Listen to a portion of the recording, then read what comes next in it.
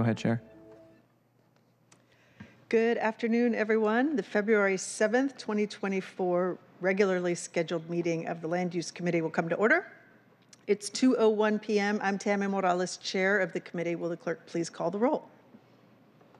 Councilmember Moore, Present. Councilmember Wu, Councilmember Rivera, Present. Chair Morales, Here. 3 present. Thank you. Let the record show Councilmember Wu is here. Councilmember Strauss is excused for today. If there's no objection, today's agenda will be adopted. Hearing no excuse, today's agenda is adopted. Before we move to public comment, I just want to welcome everybody and say I'm excited for all of you to be here.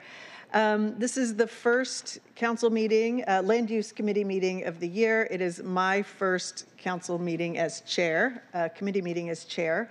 I know he's absent today, but I do want to thank Councilmember Strauss for his past leadership of this committee. I'm really excited to be serving as chair. As a trained neighborhood planner, I'm eager for us to set a vision for how Seattle can change and grow.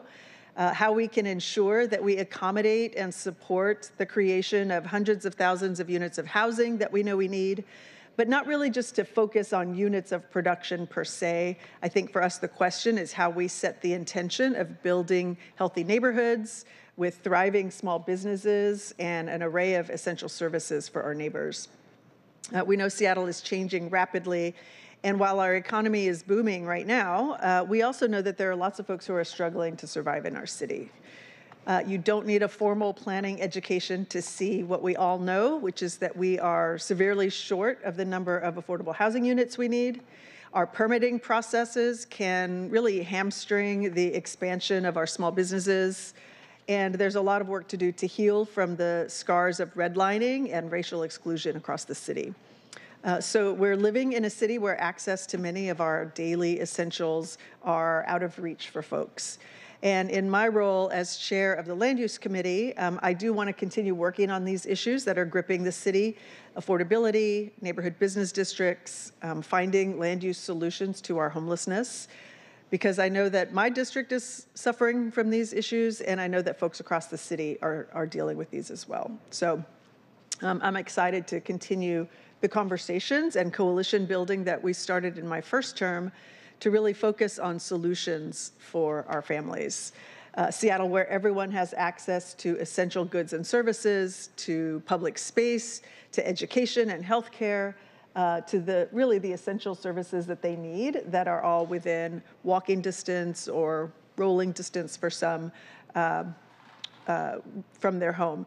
This afternoon, I will say, Councilmember Moore and I were at El Centro de la Raza for the announcement of the affordable housing funding. It was great to hear from the awardees about their intentions and the work that they're doing to really build neighborhoods that do allow folks who have access to transit, grocery stores, banks, childcare, schools and parks. We have neighborhoods in the city where folks have easy access to these things, and my hope is that through the work that this committee does over the next 2 years, we can sort of set that bar for families across the city to have similar access to the things that they need. So with that, I will go ahead and open it up to public comment. I want to say I will moderate public comment in the following way. We'll have up to 20 minutes for public comment. We do have, it looks like about 15 people signed up online, and I think 5 or 6? Six people here in chambers. So we'll give everybody 2 minutes each and see how far we get. And I will ask Devin to call on the folks who are in chambers first. Let's do them, and then we'll move to the folks who are signed up virtually. Just as a reminder, you will have here a 10-second chime when you have 10 seconds left, so please begin to wrap up your comments so we can move to the next speaker. And once we move to the folks who are virtual, if you will push *6 to unmute yourself, and then you can state your name and begin. So, okay, Devin, can you start with our first speaker? The first speaker is Ron Horning, followed by Alex Zimmerman and David Gloger. Hello, thank you for allowing me to speak today. New council, different direction maybe, hopefully. For the last 23 years, my neighbors have been trying to acquire my property. This legislation will help them do that. I'm here to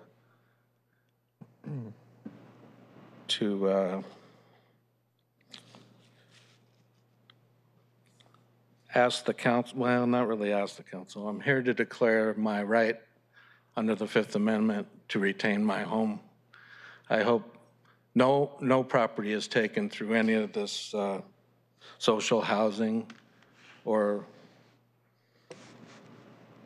this equitable housing. I think it's needed. I hope it's built. I just don't want to give up my home for it. I've worked real hard for it. This legislation will allow the expansion of business zones into what was single family, now is N1. That's where I live, just off Aurora. They will be able to build an 85-foot building 10 feet from my house under this legislation. I believe anyway. Maybe I'm wrong. But I would just like to say this is not as easy as it looks on this page. They've cleaned this up quite a bit from September. There was a lot of old language in it and stuff. It's a lot better than what it was, but it still leaves the door open, I think. Thank you for your time. Thank you. Up next is Alex Zimmerman, followed by David Gloger.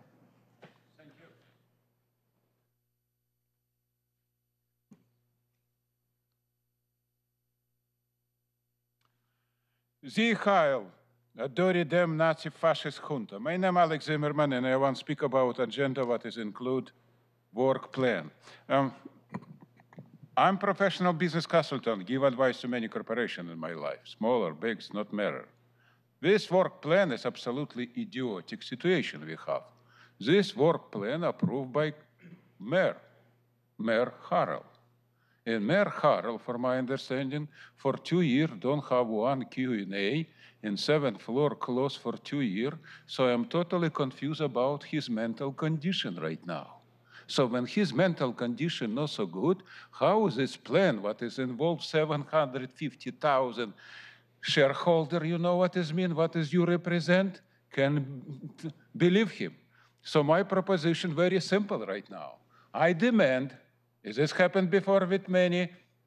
Mayor, you know what this means, because I come to this place for 20 years almost every day.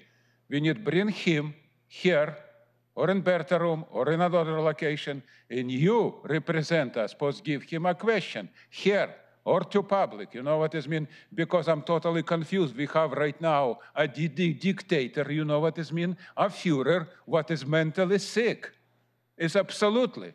And this exactly what's happened now. You're very quiet about this. I don't understand. You represent shareholder. You're supposed to be asking question, 1,000 questions. We have too many problems for too many years. Why? Because only idiot can approve this plan, so go every year same again and again, and nothing change better. So I demand what is called Mayor Harrell, you know what it means. Be here, you know what it means. Talk to people and open 7th floor, because only mentally sick idiot can keep for 2 years 7th floor closed. I never see like this before in my life. Every American president don't have this. So stand up, America. Thank you. Next up is David Gloger, followed by Tiernan Martin and Steve Rubstello. Hello, my name is Dave Gloger. I live in District 5, and I am here to state my opposition to the Connected Communities legislation. For 2 reasons I oppose this. One, for the 80% minimum income level, medium income level, which is not nearly low enough, and also the opposition to the 5% setback, which will allow for development for greater density, but for a lot, for removal of trees, which will increase the number of heat islands in our city and make the areas much more unlivable. So I think we should do more to make these areas more livable, particularly for the income level, I would think that affordable housing would be something that teachers in the Seattle school system could afford. Well, 80% of the income, median income, that this legislation would have is way over the average salary of Seattle teachers is $39,000 a year. That still doesn't qualify them. The very people that we ask to educate our children cannot afford to live in our city. And now you offer legislation that will not help that. And on top of that, this legislation only applies to 30% of the units. Are we going to build affordable housing, or are we going to pretend to build affordable housing while we cut down more of our trees, create more heat islands, and make our property less livable, less diverse, and less acceptable to our city? So I, again, oppose this legislation, and I ask you to do that. Thank you. Thank you. Up next is Tiernan Martin, followed by Steve Rubstello, and then last on this list is Jesse Simpson. Good afternoon, Chair Morales and members of the Land Use Committee. My name is Tiernan Martin. I'm here to speak in support of the Connected Communities pilot program. I am the Director of Research at FutureWise. We're a nonprofit organization that works on land use policy and law across Washington State. And one of my roles is to support community-based organizations in shaping land use policy with the goal of growing affordable, walkable, and complete communities. So community development is really challenging work, but it's crucial for the cultural and economic well-being of our neighborhoods. Every neighborhood needs affordable housing, local businesses, and community services to grow and thrive. FutureWise urges the council to do everything it can to support the success of the city's community development organizations and aligning our zoning and development regulations with the goals of the Seattle Equitable Development Program would be a significant step towards achieving that outcome. During my review of the proposal, I was really struck by the collaborative effort involved in its creation. Over 2 years of teamwork between the city's EDI partners, OPCD staff, Council Central staff, and Chair Morales' team. That's impressive. Although I expect the members of the committee to ask tough and thoughtful questions today, I hope you all recognize the value of this proposal and what it would bring to the city. I look forward to the discussion and briefing, and I hope that together you will swiftly enact the Connected Communities program into law. Thank you for your leadership. Thank you. Up next is Steve Rubstello, followed by Jesse Simpson. Hopefully there'll be some changes. The course of the city on land use has been destruction of the middle housing. You've done real well for the people who have a lot of money, and you've given some to people with virtually nothing. But all those people in the middle, and I don't mean a small middle, the large middle is who is suffering the most. And raising your MHA fees would probably be the first thing you could do to do that. And there was talk of if the fees were too low when it was passed that could be done. City doesn't seem to want to review that. I think that it's something that should be done so that we have more housing for people who need it. How far does the train have to go for the people who actually work in the city, who have jobs that don't pay $150K or $100,000 or more? And some people are telling me now to buy a house, you better have a couple $100,000 in Seattle for your income to qualify in a lot of neighborhoods. So I think it's time to start taking a look at not destroying the housing that we have that's paid for. It's less expensive, and it may not be new. You may not have the newest features in it, but it's more than acceptable to a large percentage of people. The other thing is be careful about using eminent domain and automatic expansion of zones. We have too little review by the public of land use actions. I can remember when people building things had to talk about things like parking and impact on their neighbors. Now it's a very private matter. It's like dealing with your priest. You go to the city, you get your permit, and the neighbors live with it.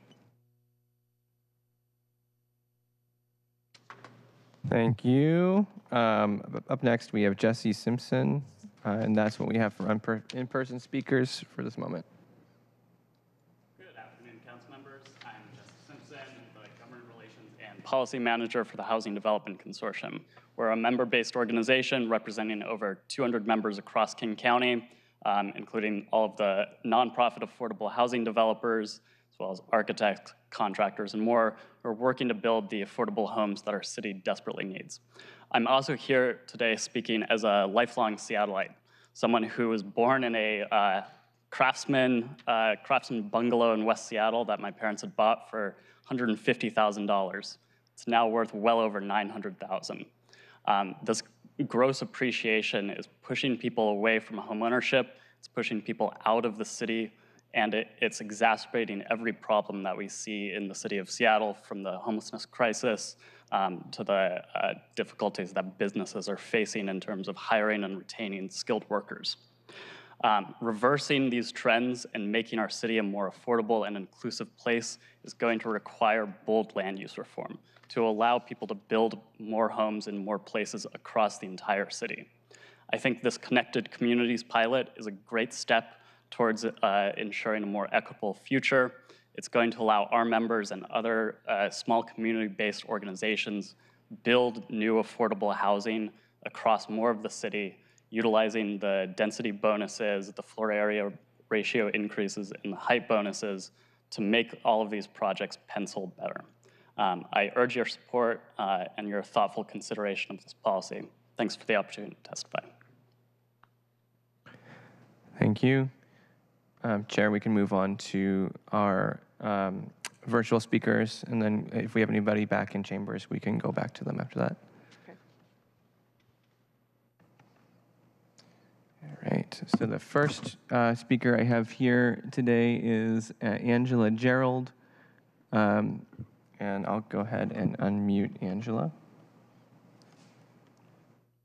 Hi, my name is Angie, and I'm a member of Seattle Grassroots Landlords. My husband and I have a few single-family house rentals, and I'm regularly in touch with a wide variety of Seattleites who own and operate local, small-scale rental housing, including duplexes and triplexes, ADUs, small apartment buildings, and rooms in shared houses. We would like to see many more Seattleites have the opportunity to be housing providers in their communities, whether that be a property they personally reside at or other local investments. Regarding the equitable development zoning legislation that is on today's agenda, I wanted to raise awareness that there seems to be no evidence of OPCD or City Council working with small housing providers or rental housing advocacy organizations, despite claims of broad outreach. This is a blind spot and a missed opportunity. To work toward goals like preventing displacement and predatory home buying and encouraging equitable development and access to financing and ownership, it would be really healthy for council and city departments to talk to small landlords and aspiring rental owners. I hope that in encouraging a range of diverse and affordable housing types, Seattle takes the significant losses in recent years in registrations of small-scale rental properties as motivation to turn that around by supporting more people to become and remain small rental owner-operators. Missing middle housing development should include advocacy for individual Seattleites and Seattle families to directly own and operate rental housing in local communities. I encourage you to make that part of the discussion of EDZ and Connected Communities. Thank you. Thank you.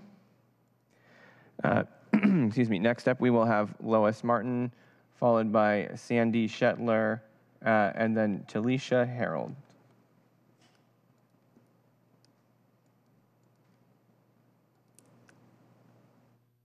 Lois, you can push *6 to unmute.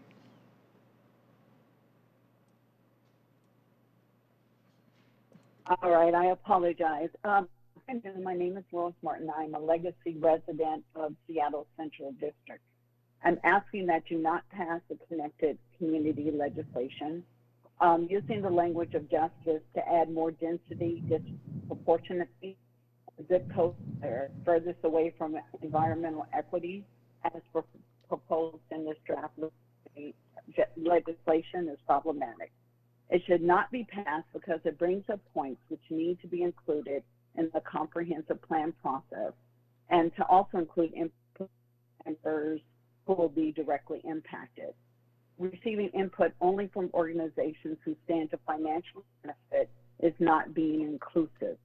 The analysis is non-site specific, which does not take neighborhood infrastructure into consideration. Blanket legislation has increased taxes for many of us who are upzoned. Please don't do that to us in gentrified areas who are barely hanging on, and pass legislation that doesn't help many former legacy residents by the AMA that you have set in place. So I ask that you not pass this. It should be part of the comprehensive plan, and that other groups like Urban Forestry Commission and other community members be reached out to, not just those who will profit. Thank you. Thank you.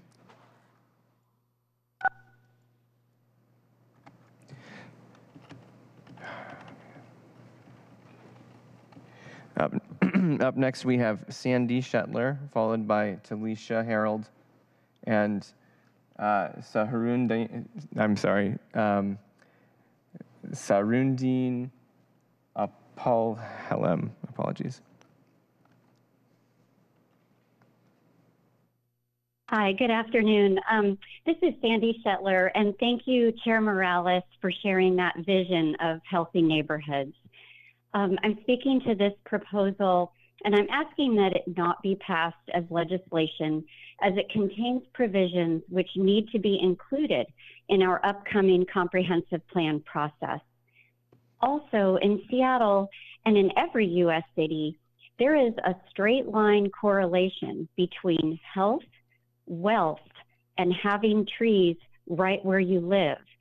This proposal, which increases hardscape, would instead expand urban heat islands and exacerbate the tree deserts we already have in Beacon Hill and South Park.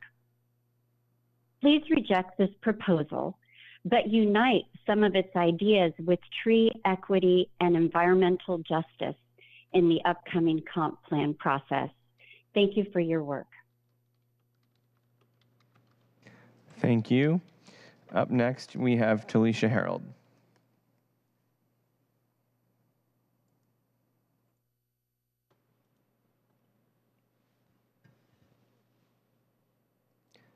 Talisha, you can push *6 to unmute. We've lost the caller. Okay. Okay. Why don't we move on to Sarudin?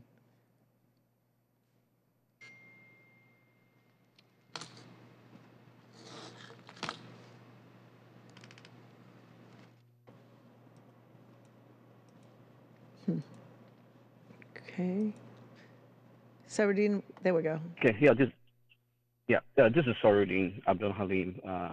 Hi, thank you for giving me an opportunity to provide public comment on the Connected Communities pilot program. I'm here to support the program. I have been in Seattle more than 40 years. I have witnessed myself to see the explosive growth of population, also the demand of housing. And I work with the CHAM community, more than 3,000 to 4,000 members, and all across other community, multiple community that are in need, being displaced due to the demand of housings. So I see this as a great program that I'm here to support because I have seen in the last 15 years that my community members has been facing a struggle with the housings, and there have been some of them have been displaced and move out of the cities and then find somewhere cheaper house.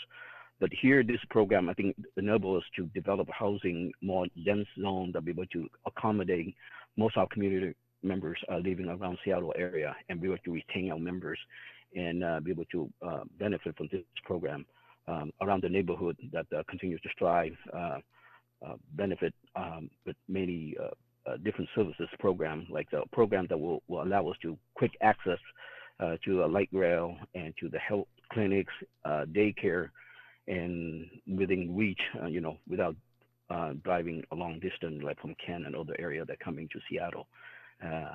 Definitely, this is a program that we're strongly supporting, and then this will help our community and also other community that are being marginalized in this space. So I'm 100% here to support that, and I have 3,000 or 4,000 members that are aligning behind us on this. Thank you for the opportunity to provide the public comments. That's it. Thank you. Up next, we have Richard Ellison. Hello, thank you. My name is Richard Ellison, and I live in Council District 4. Congratulations to Councilmember Rivera as my new representative. I'm a retired community college professor, adjunct professor, and I've been an advocate for saving trees and development process since the 1990s with Jan Drago's Urban Forest Task Force under the City Council. The Connected Communities proposal in its current form allows for only 5-foot setbacks. It would therefore be impossible to save any existing large or medium-sized tree on a lot. While we have a terrible need for affordable housing, everyone needs a livable community, including open space for families, trees, and native birds. Without big trees, without real open space, where are the kids going to play and dream and get off their cell phones? Housing justice and environmental justice go hand in hand. The people have to live on properties bereft of life. The solution? Build taller, not lot line to lot line. Regardless of which housing zone, save the best healthy trees and build around them. Give extra height bonuses. Connected Communities is to be a limited experiment. So let's see if we can build affordable housing with some open space for families and trees and habitat for all of Seattle to breathe easier with. The current proposal will connect clear-cut lots with more clear-cut cleared lots. It will spread tree deserts and urban island heat. With just a 5-foot setback, only tiny trees and bushes may survive. Extreme weather events like summer droughts with winter heat require an infrastructure that includes shade trees. As we build more multiplexes that have few to no open windows that open and fewer with balconies, what happens when the power goes out and it's 100+ degrees outside? Thank you. Thank you. Up next, we have Jessica Dixon.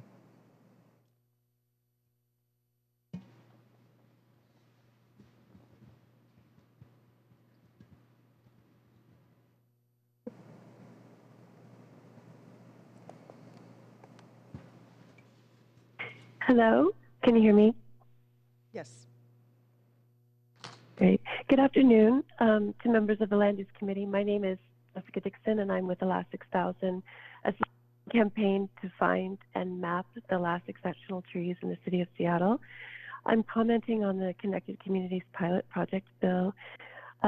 This bill would eliminate existing development standards or relax existing development standards for affordable housing projects in neighborhood residential zones.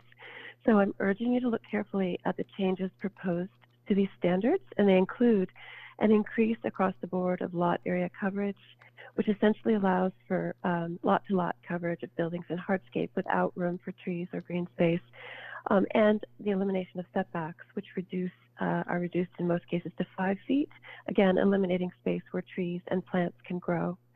While we desperately need more affordable housing in Seattle, we must not sacrifice good design, which integrates trees, plants, and into our housing projects, specifically on the south and west sides of buildings, because these are natural elements that are proven to reduce cooling costs, attenuate stormwater, clean our air, and support mental health, and can make the difference between life and death in a heat wave. In addition, these changes in this bill circumvent the work that we are doing as a city that is detailed and inclusive to update the comp plan. As we move forward, we must build publicly supported housing as if people and the planet matter. Thank you. Thank you. Up next, we have Suleiman Apadolo.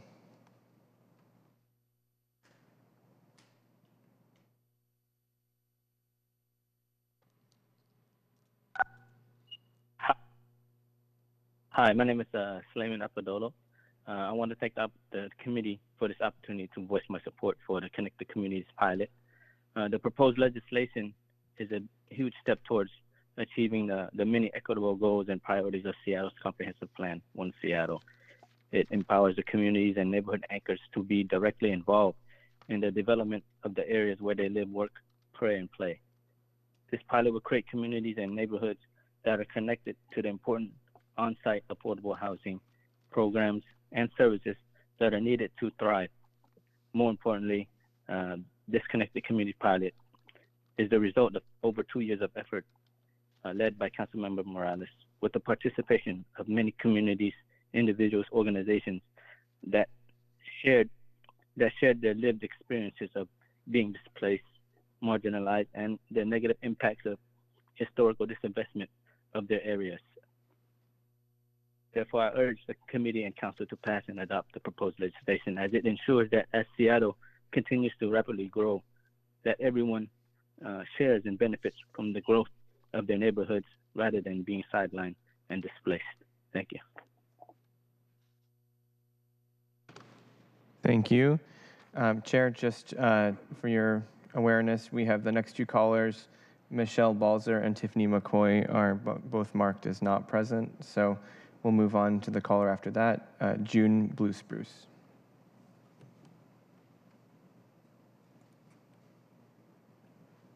June, go ahead and press *6.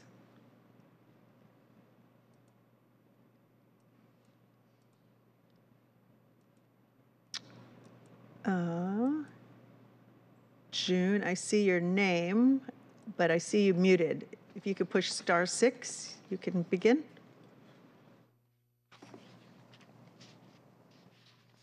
There we go. I was pressing. I'm so sorry. Please. Hello, my name is June Blue Spruce, and I live in District 2 in one of the areas that could be affected by this legislation. I applaud its intent and its creative ideas, but I'm very concerned about its impact. The pilot project would be carried out in neighborhoods that have long been subjected to racial discrimination, neglect, deforestation, and rampant gentrification. Will this legislation reverse or exacerbate these problems? I fear that it's the latter. I echo the concerns others have said about reducing setbacks to 5 feet, which would allow no room for trees of any size, would likely endanger trees on the perimeter of neighbors' properties. I'm also greatly concerned that these pilot housing developments would not be truly affordable and will accelerate gentrification. The Seattle mean income is $115,000. 80% of that is $92,000. The mean income for households headed by Black people in Seattle is $52,000. That's 45% of the Seattle mean income. How is an upper income limit of 80 or 100% of area mean income going to produce housing affordable for Black families and other families of color who bore the brunt of redlining?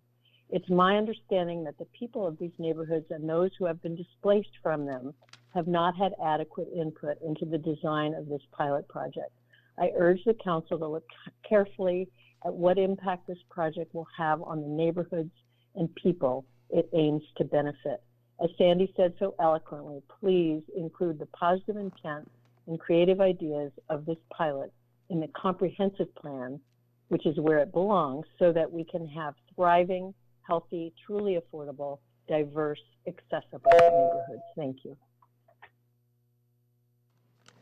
Thank you, June. Next, we have Jennifer Godfrey, followed by Jake Laundrie and Katie Risciuto.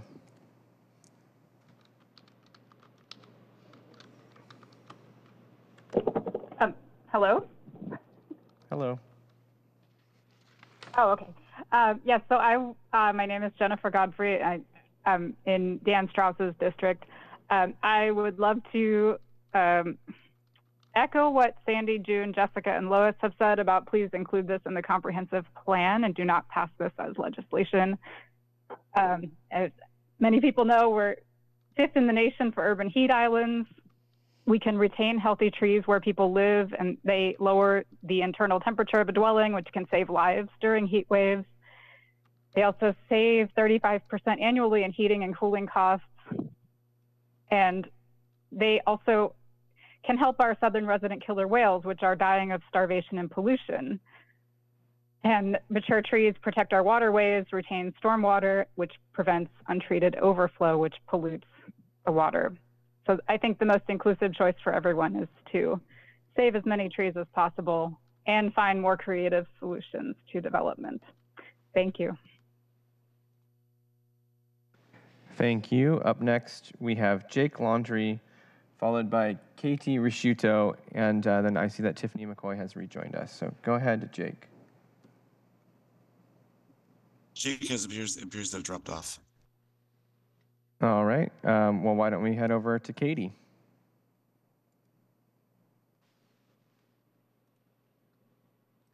Hi, good afternoon, council members. My name is Katie Risciuto, and I work with the U District Partnership, a community-based organization in the U District and District 4. We are supportive of legislation like the Connected Communities Pilot Program to promote affordable housing growth in neighborhoods across the city, including the U District, and especially in areas of historic redlining and racially restrictive covenants. The U District has a significant amount of new building happening, but very little of that is affordable housing. We're also home to the Ave and over 150 businesses in our unique commercial corridors, the vast majority of which are BIPOC, women-owned, and sole proprietorships. And in our work, we're committed to preventing displacement of our businesses as we experience this significant growth. To that end, I asked the council to consider how to prevent commercial displacement in the U District's core with this pilot and the bonuses offered to developers. This could include considering sensitive amendments or language that requires expedited or administrative design review to enforce our existing neighborhood guidelines in certain areas in the U District, especially those that are designated NC 65. This includes the Ave and some of its cross streets. And I also suggest additional opportunities to preserve small commercial spaces and owners, such as through guaranteed space on site after redevelopment occurs. We look forward to seeing a process that promotes affordable housing growth and preserves diverse business districts like the Ave. And we're eager to collaborate with the council and OPCD to make that happen for the U District. Thank you. Thank you. Up next is Tiffany McCoy, followed by David Haynes.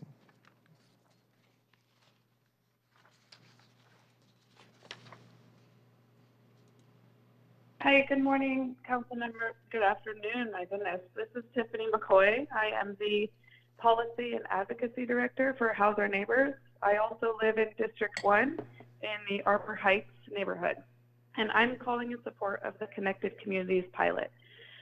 I want to be clear that we do not need to wait for the comprehensive plan update in order to start tackling our housing affordability crisis. The comprehensive plan is already months behind, and it's uncertain how we'll even finish it within the timeline allotted.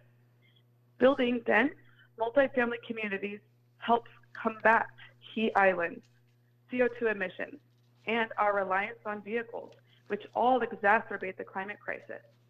We cannot rely on trees as our carbon mitigating strategy. Majority of the residents here in Seattle are renters, and not everyone wants to become a homeowner. We need to be building up our rental housing stock with height bonuses for social and affordable housing as quickly as possible. We appreciate the over 2 years of community engagement in this process with multiple organizations that work on anti-displacement measures and are rooted in D2 and other neighborhoods across the city of Seattle. We ask that you please pass this as soon as possible. We need hundreds of thousands of units of deeply affordable housing in our region, and we need to be using every tool at our disposal to chip away at that amount as quickly as possible. Thank you for your time. Thank you. And the last of our present speakers online is David Haynes.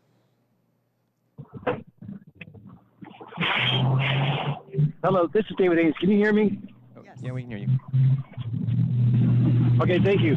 I just want to point out that the comprehensive plan needs to be updated where you understand we need 21st century first world quality homes, commercial buildings, schools, and libraries with robust floor plans that intellectually stimulate.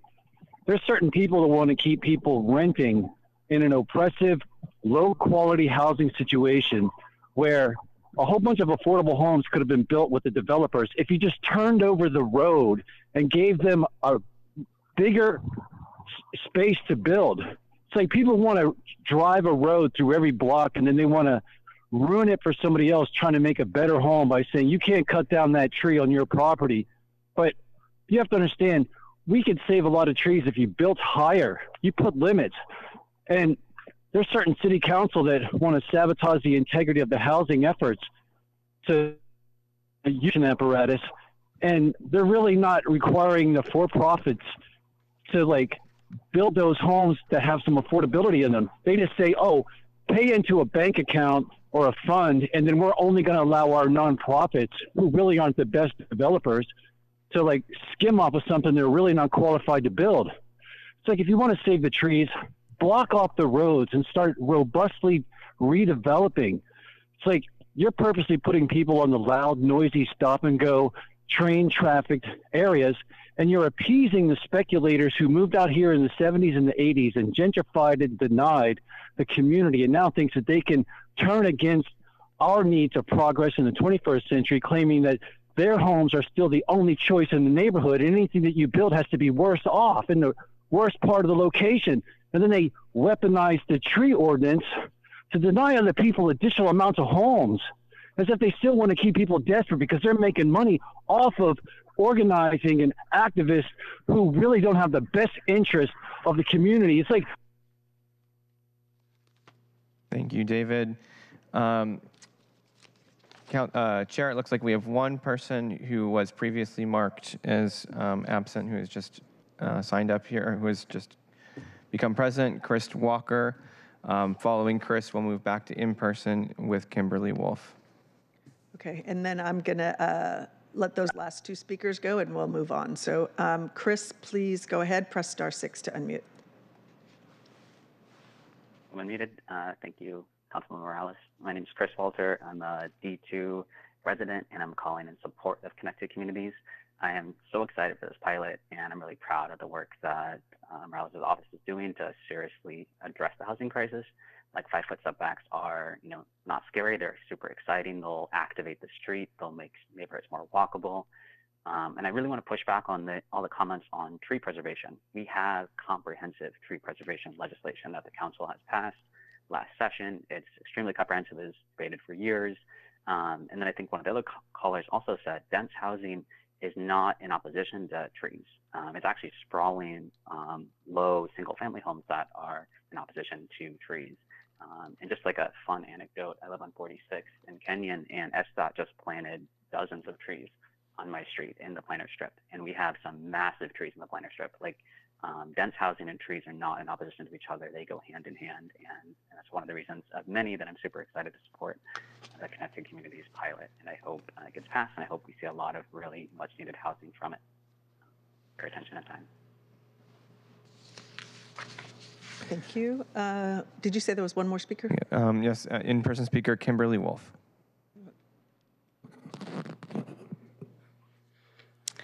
Good afternoon.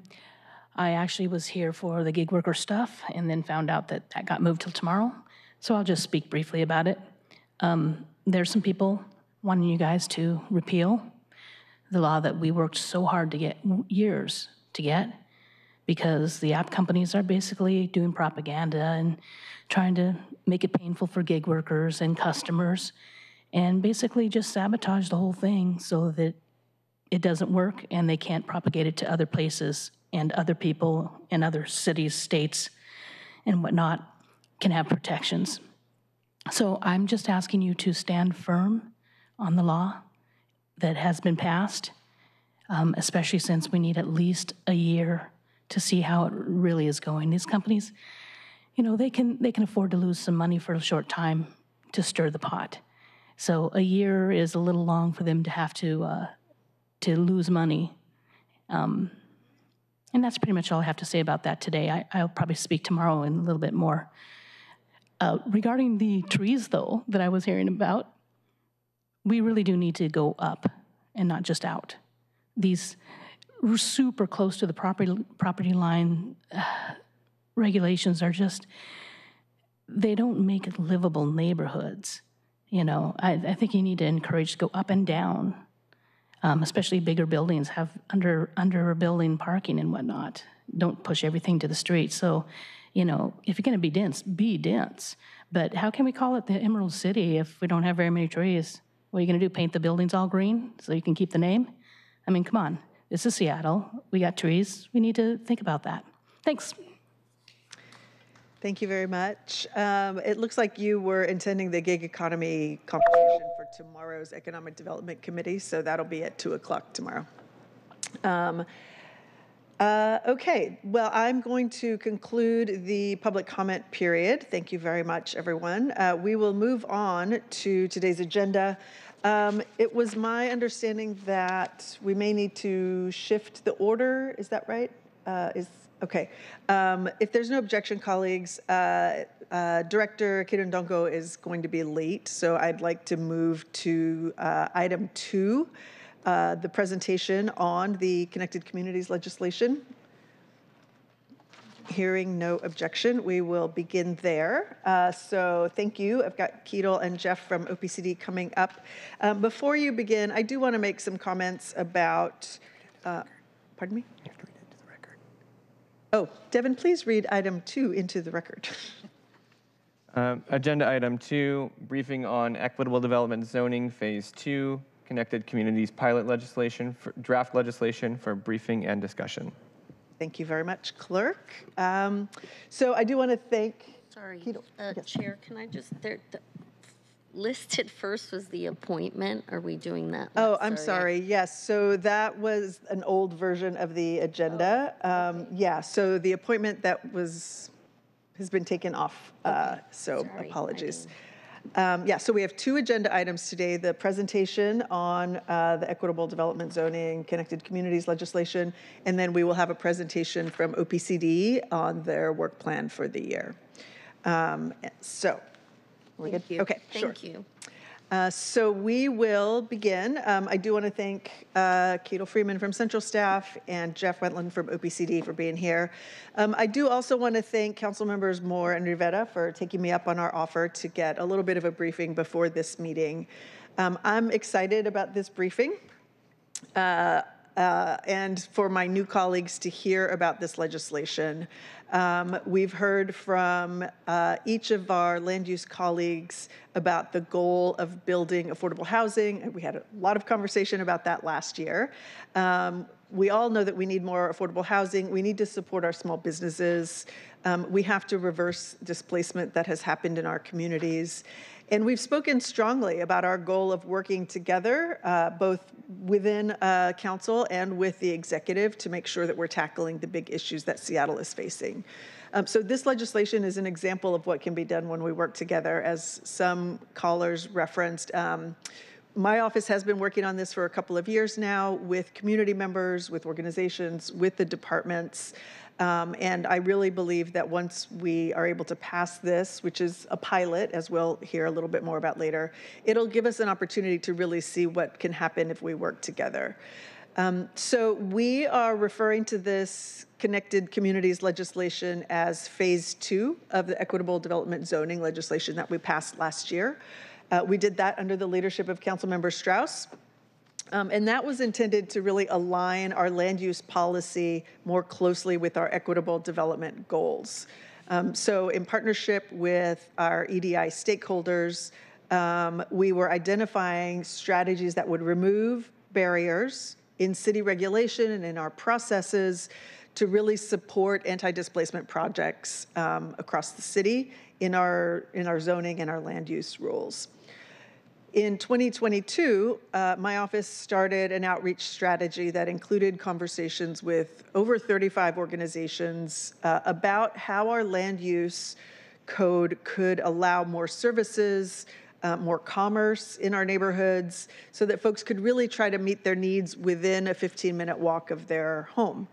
I will say we've got lots of neighborhoods in the city that meet this objective, this vision right now. The Chinatown neighborhood, Beacon Hill, Othello, Lake City. These are all parts of the city where it is easy for people to access a park, a school, a grocery store, a bank, and they don't have to get in their cars to do it. And as some have mentioned, this is an important strategy for reaching our climate justice goals as well. If we get people out of their cars, if we make it easier for people to walk to some of the things they need to do or to take transit, then we are also doing a lot to reduce greenhouse gas emissions in the city. So the group of folks that we've talked to, that 35 organizations, it did include developers. I heard a little bit of skepticism that we were only speaking to developers. So we did talk to folks like Lehigh and Homesite and the Housing Development Consortium. That group also includes partners who want housing in their community, but who aren't necessarily developers themselves. So the Ethiopian community in Seattle, the Somali Health Board, the Cham Refugee Organization that we heard from, as well as other groups who are really just advocating for healthy neighborhoods across the city and for more access to housing. So for example, the Beacon Business Alliance, the U-District Partnership we heard from, the Lake City Task Force on Homelessness, the LGBTQ Allyship, Disability Rights Washington, I already said the Somali Health Board. So that just gives you a flavor of the different constituencies that we've been talking to get ideas on how this could benefit our neighbors and really make it easier for families to get access to the things they need. Our goal in proposing this pilot is really to start shifting Seattle from a city of sort of isolated neighborhoods, I will say explicitly, really trying to support neighborhoods that have suffered from racial covenants, exclusive covenants in the past, who have suffered from the redlining of the past, and really move us toward a more equitable city. So I personally believe that this draft legislation will move us in that direction.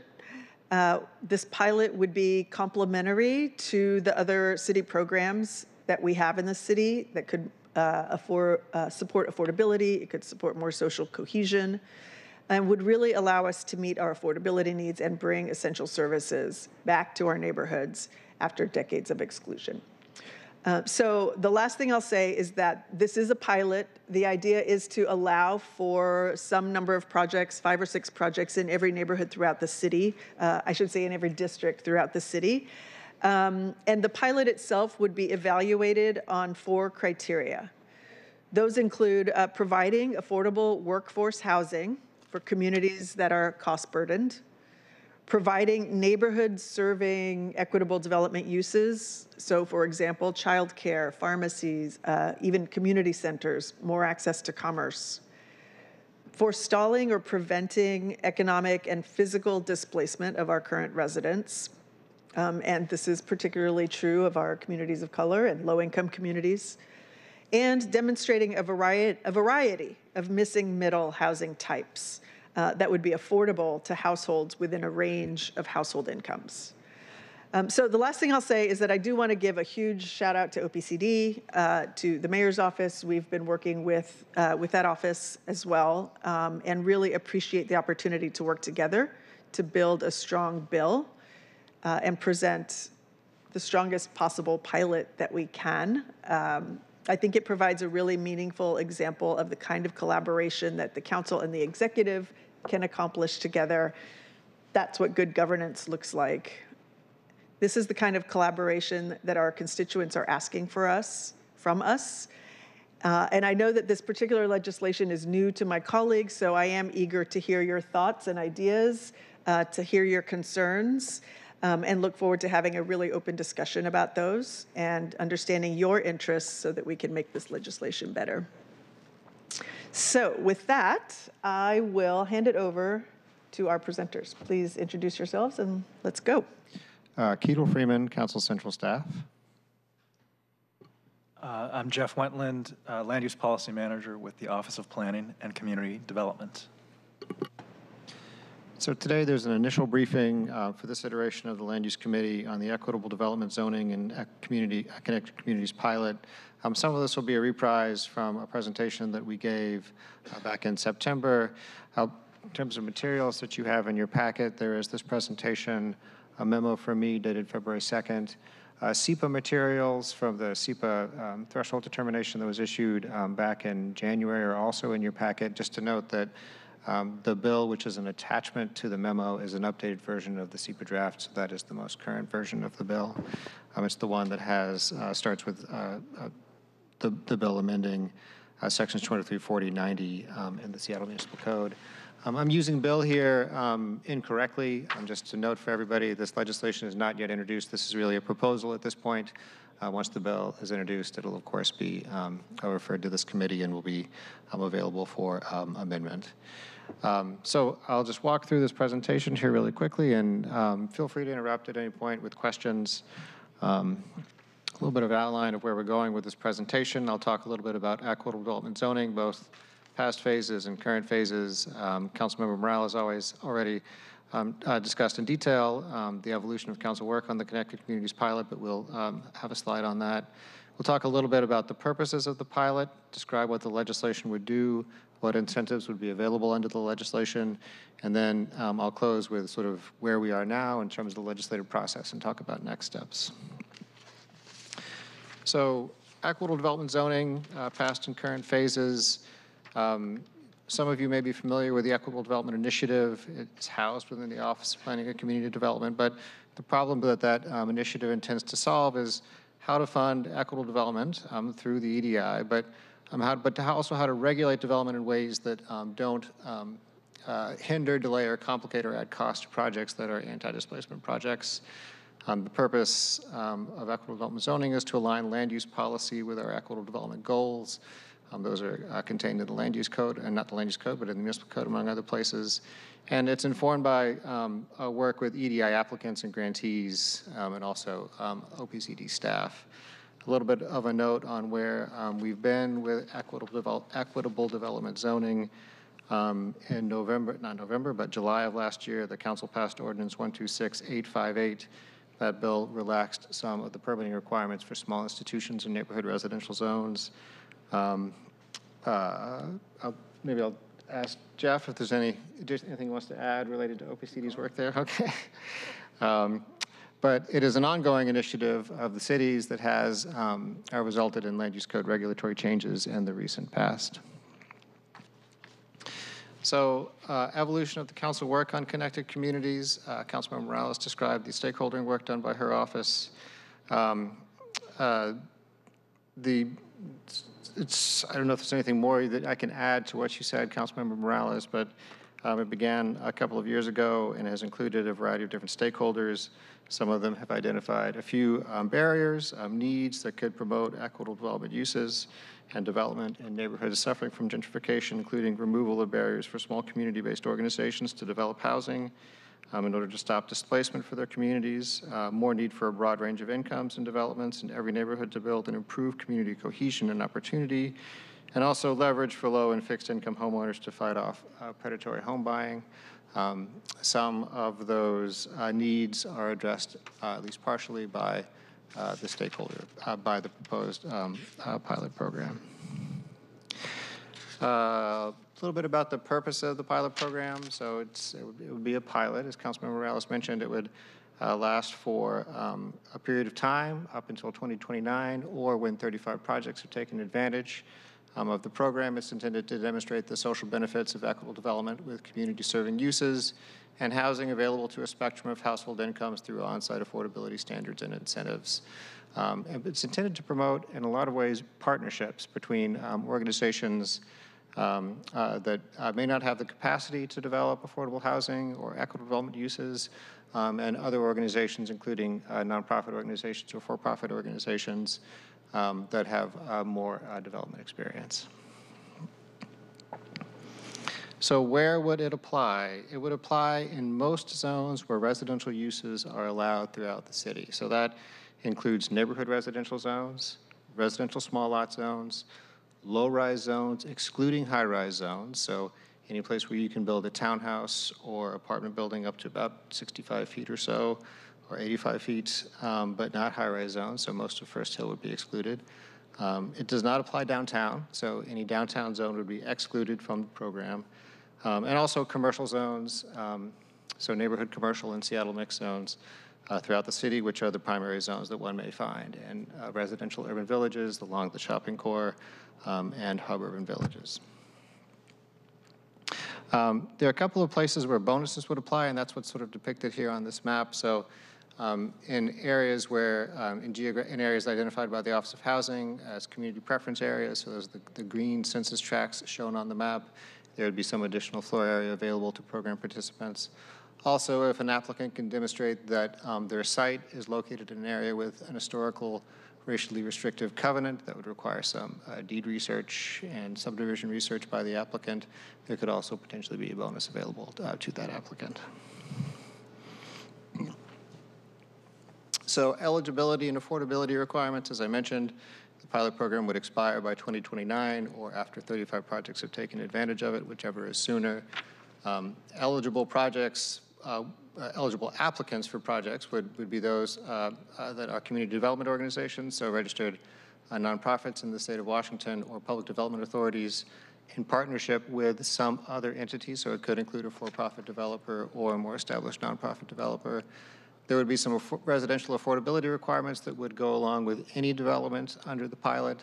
The requirement would be 30% of units affordable to households at up to 80% of AMI for rental, or 100% of AMI for ownership, or social housing, which has a similar requirement, 30% of units affordable up to 80% of AMI, but also a cap at 120% of AMI. So how would a development benefit from being in the program? Development of a couple of slides, we'll sort of look at specific development standards here in a minute, but there would be additional floor area available to development of the program, extra height in most zones, most multifamily and commercial zones, less restrictive physical development standards like setbacks, and there would also be exemptions from some otherwise applicable regulatory programs like design review and the mandatory housing affordability program. Additionally, there would be no parking requirements for development participating in the pilot program. There would be additional bonuses and functionally the equivalent of an additional bonus which is an exemption for how we calculate certain things for certain uses and features, including equitable development uses, which would be defined by the bill, to include uses that have a focus on anti-displacement. Could include things like community serving institutional uses or commercial uses like a commercial kitchen.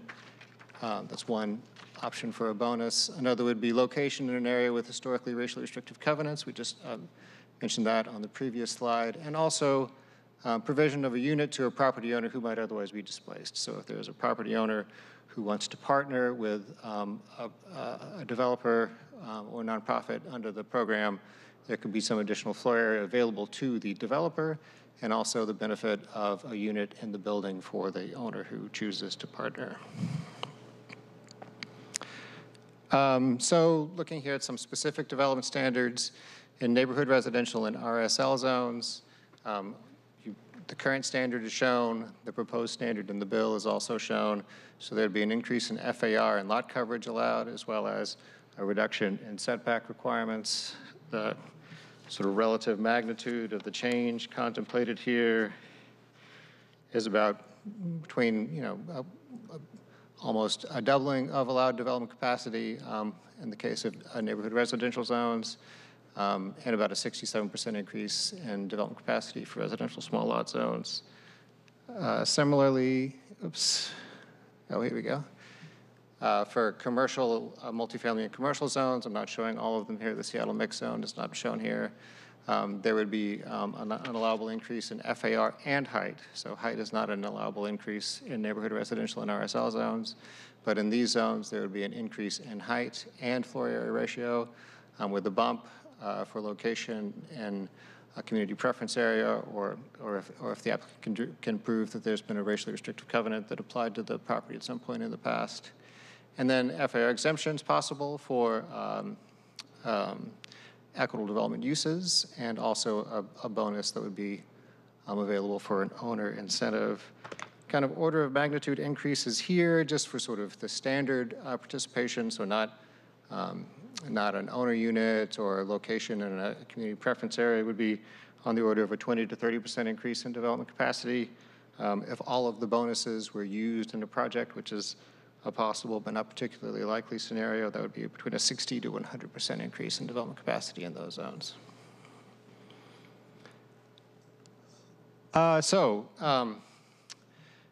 What next? OPCD issued a SEPA threshold of determination of non-significance in January. The appeal period for that SEPA threshold determination ends tomorrow. The comment period ran through February 1st, and I did not receive any comments, and I don't believe you did either, Jeff. As I mentioned before, the legislation is not yet introduced and referred to committee, so it is a proposal at this point. There's a public hearing that is scheduled for the next committee meeting, so February 21st. And I believe the intent of the sponsor would be to have the bill be subject for a committee recommendation by March 6th. So that's the presentation. Any questions? I'm sure there are lots of questions. Before I hand it over to my colleagues, can you both just talk about this in layman's terms? And talk a little bit about what this effectively means for the ability to create housing, increase housing capacity, and what it really means in terms of the ability to create partnerships with folks, particularly organizations that aren't themselves developers, and give us the opportunity to create housing in a new way throughout the city. Sure, I'll give you sort of my off-the-cuff response to that question. Is that there are different ways that the city tries to promote, tries to achieve its equitable development goals, and one is through grant making, right? Through the provision to providing resources to an organization that wants to build some anti-displacement use in their neighborhood, so a community center or something like that. Sometimes that can be paired with affordable housing. Obviously, affordable housing money that the city may put out there can't be used to develop non-residential space in a project, so it's constrained in that way. So one way that the city builds capacity is by providing money to organizations to provide these kinds of uses. I think of this bill as sort of an alternative to that, where the city is not providing necessarily some sort of money to build out some sort of an equitable development space, but is providing a subsidy in the form of development capacity. And what that may do is invite or create a space where there are folks who are experienced in the development field to find partners who are eligible under this program and come up with partnerships that way to develop that space. So this is potentially one way to provide, to sort of facilitate a certain kind of development in the city, but without a dollar subsidy, but with a development capacity subsidy. That's my off-the-cuff, just kind of, that's my Thank you. I way I'm appreciate thinking about it. Jeff, I don't know if there's anything you want to add to it. Add anything to it? I'll just add a few comments. I think it's, as the chair emphasized, it's important to emphasize that this is a pilot, and the purpose of a pilot is to try something and see how it works. And in this case, the proposal as drafted tries a few things that seem important. One of those is to test a different affordable housing mix. It requires a 30% of the units to be affordable at a moderate 80% AMI level on site. And that's a little bit different than the typical affordability mix that's required of development. So it would try that and see what the results might be like. And for OPCD's involvement in this work, we were, our entry point was related to the Equitable Development Initiative and supporting those uses. And another thing this bill would try to encourage more than we do today is a combination of an equitable development type use in a building with affordable housing. I know that happens sometimes already, but this bill would seek to encourage more of that. So, a total of 35, right? 35 projects. It would presumably be distributed across the city. Is a test. It's not going to have major changes in the form or scale of development of the city. It's going to have some results on a few example sites, and it would be a way to see what those outcomes are and measure them up against the criteria that the chair walked through, and at that point determine whether it's worth continuing to explore this type of approach. And can you talk a little bit about what the potential for production is? I would say the potential for production of affordable housing or for the production of equitable development space. Whatever you can share. Yeah. I would say it is, it is relatively modest, just given the number of projects that could participate in this. Some of those projects may need to find some subsidy elsewhere if there is some question about their ability to deliver. But when you sort of think about sort of what the Office of Housing tends to fund in a given year, assuming which can be anywhere, it depends on how much funding is available and how many eligible projects there are out there, but it ranges between like 5 and 10 projects per NOFA. This would add potentially to that, assuming that these projects are developed without additional subsidy, about the equivalent of a NOFA every year. So it's not insignificant, but it's not wouldn't result in a dramatic increase in the city's housing stock. Well, and that's sort of the intent of the pilot is to test it out. So, okay. Colleagues, are there questions? I know we've had a couple of conversations. Things you wanted to dive into a little bit? Here, I'll start. Go ahead. Councilmember Moore. Thank you. Thank you very much for the, well, first, thank you, Chair Morales, for reaching out to my office and other offices for a pre-briefing. That was very helpful, and do believe that it was a very done in the spirit of collaboration. So I appreciate that outreach. I do have a number of questions. Well, actually, I have quite a few questions. So let me just begin first with, it looks like there are two avenues here.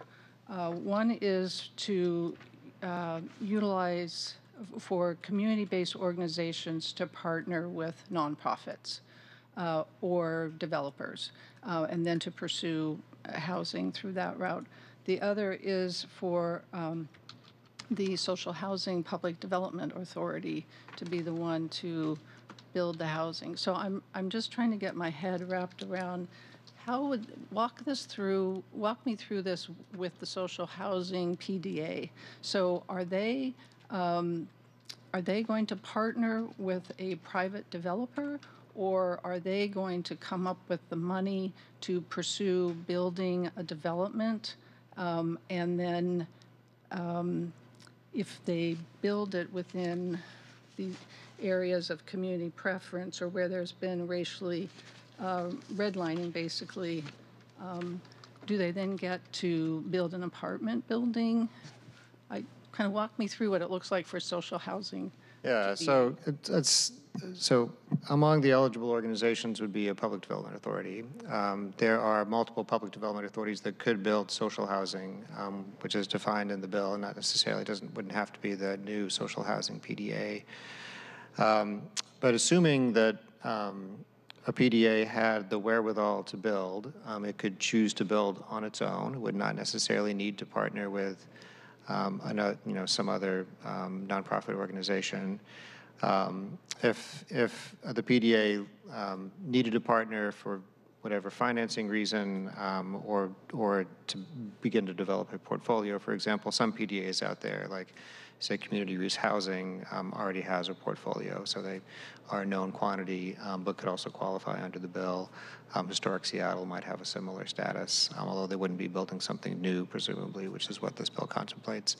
But for something like, say, the new social housing developer, for example, if they had the funding and could obtain a site, they could be a potential applicant here without a partner. They would be able to build in, say, in a neighborhood residential, or let me just go back to that slide. In a neighborhood residential or RSL zone, they wouldn't necessarily be able to build an apartment. And actually, the community preference bonus wouldn't, as written in the bill now, wouldn't apply in those zones. But they could build something more along this sort of the scale of a townhouse development. In a neighborhood residential or RSL zone.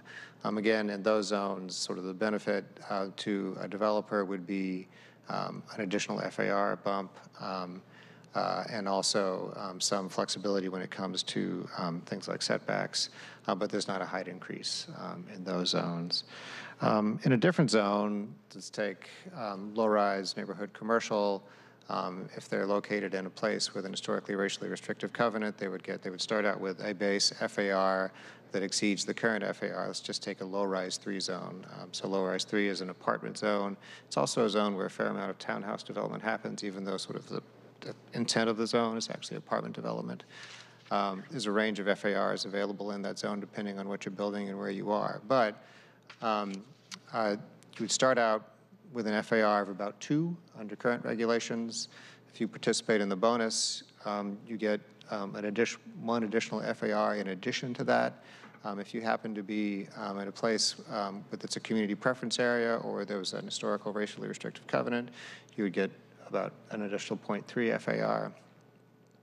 And if you wanted to build something in that zone that included a ground level space for an equitable development use, that space would be exempt from your FAR calculation. So the effect of that is you get another FAR that's not charged towards your total development. So you get that much more additional density.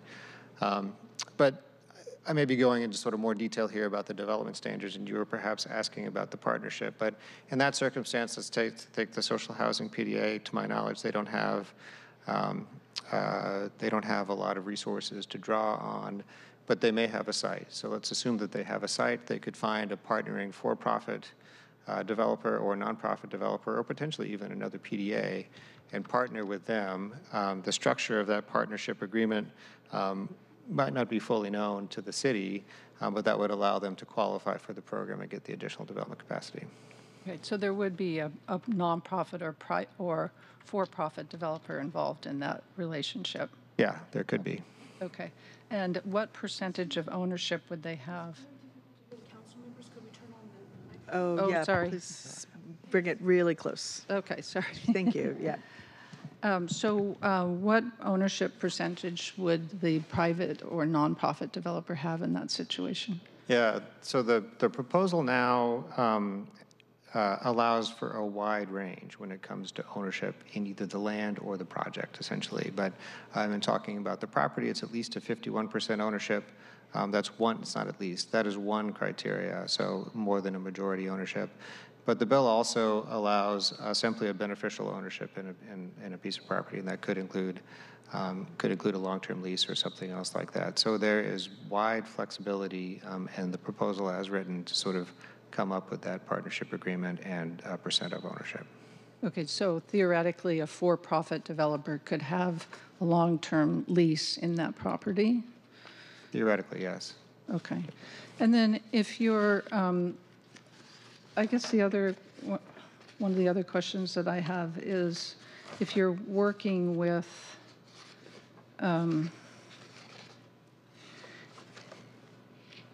if the point of the bill, or one of the points of the bill, is to prevent displacement and to allow for the continuation of the growth of intergenerational wealth, how does that square with having at least a 49% ownership interest by a for-profit developer? I mean, I don't know that I can answer that question. That is maybe one of those questions where that is a question for the decision makers here about how something may square. I think that sort of the overall intent is to create an opportunity for partnerships. How that actually translates into generational wealth is sort of an open question. I just have one more question. Yep. Thank you. And the other piece I'm curious about is the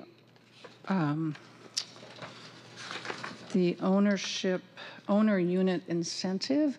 So it seems kind of unclear to me in the bill how that works. So if somebody, individual, let's say in the CD, Black family owns a single family home and a development wants to go in and they decide to sell, are they required to be given market rate? The replacement unit, is that required to be a comparable size?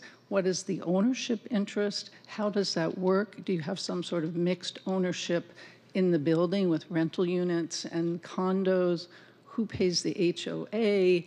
I mean, there are just so many questions relating to that. So as drafted, those aspects of the partnership agreements and sort of ongoing affordability are not regulated by this ordinance, right? So it would be up to the property owner who might be partnering with a developer to come up with the best deal that is available to them. There are some sort of minimum requirements when it comes to how long who would qualify. A person would have to have resided at their home for at least 10 years, and at the time that they entered the partnership, their household income could not exceed 120% of area median income. And they also could not resell the unit for an additional 10 years or sublet it, so there's that restriction on the back end. But that's primarily intended to sort of thwart a scenario in which there is kind of there's sort of a straw property owner participant who is not necessarily at risk of displacement, but otherwise sort of could partner with somebody to provide some greater financial benefit for a development. But the aspects of the partnership and the protections for a property owner are not proposed to be regulated by this bill. Okay, thank you very much. Thank you, Chair. Yeah, sure. And if I could just respond to a couple of those things. I would say to Ketel's last point that partnership agreement is not something that we can regulate in this bill. We are working with the Office of Housing and with OPCD to understand better how we put parameters and sort of guardrails around that element of it. So that is a piece of the legislation that we're still working on. Well, it won't be part of this legislation. It is an element that we are still working on. And then in terms of the other question, I think a part of the goal here is also to ensure permanent affordability, right? So the ownership element of it is something that we are contemplating in terms of that one unit that a seller might be able to ensure that they are part of the next development of the project. They're assured a unit. But the goal is also to ensure that for the other tenants of the building that there is an assurance of permanent affordability. And so that is part of the goal of making sure that we are setting this up so that it is stopping the displacement, right? That element of it is about mitigating against doubling or tripling of rents on a regular basis, and the long-term lease is intended to help support that goal. So, thank you. Did you have other questions? I'll defer. Okay. Councilmember Wood, did you have questions? Well, actually, I have comments. Should I wait? Sure. No, go ahead. Okay, great. I got briefed about this earlier today, and some concerns I had, or some things I would like to see. But first off, thank you so much for putting in all this work into this legislation. I think it's a good first draft, and I would like to see it develop a little bit more. But I would really like to see a racial equity toolkit done on this piece of legislation. I saw that you did like amazing work reaching out to 35 organizations, but I would like to see like their comments and what they had said about this, especially from the Office of Housing, from the Mayor's Office, so we don't have to go back and ask. We could just read what work has already been done. And there are a couple of pieces that I'm kind of concerned about. The fact that it states that 30% of that development would be for those who make 80% of AMI or less. And so I know with given that choice, sometimes they may just pick 80% across the board. So I would like to see, looking into what it may look like if we lowered that. 80% of AMI, I think, depending on your income level, your household numbers, is about $70,000 a year. And so maybe looking at maybe a percentage at 40, 50, 60 perhaps, to make sure it works with the feasibility of the development. I would also like to re-examine project ownership. 51% of the land is owned by the nonprofit or the person partnering in the project. I would like to, I know that's just the land and the land lease could be used. Like, is there a way where there's more project ownership? Because if they do build a development there, a lot of that revenue, will that go to the developer or will it go to the person, the nonprofit that owns the land to build that generational wealth? Because that's an important aspect. I mean, just owning the land is not enough. I think they need some ownership of the project as well. And we'd like to see like maybe 51% ownership for the nonprofit so they have more direction how this project will look, the type of people they could help, especially. I also would like to see more measurements of effectiveness, measurements of, we know there's about 30 projects that are allowed, or can we have measurements at 5 or at 10? Is this legislation really working? Are we helping people build generational wealth? Are we helping people age in place, who are able to stay, families, people who would be able to benefit from a lower AMI than 80%? And I don't know if this is even legal, but we discussed this earlier. I'd like to see maybe perhaps the right of first refusal. If the developer, sometimes they'll stay on for 10 or 15 years and then they will sell their rights. Is there a way they could sell it to that nonprofit, to that person in the partnership, so that they can have full ownership to build that generational wealth versus having a developer resell to another developer to flip and buy another project? Like to see ownership to the community. And also, I like speaking earlier, if that person who has that land has a unit, what would happen if that person wanted to sell or wanted to,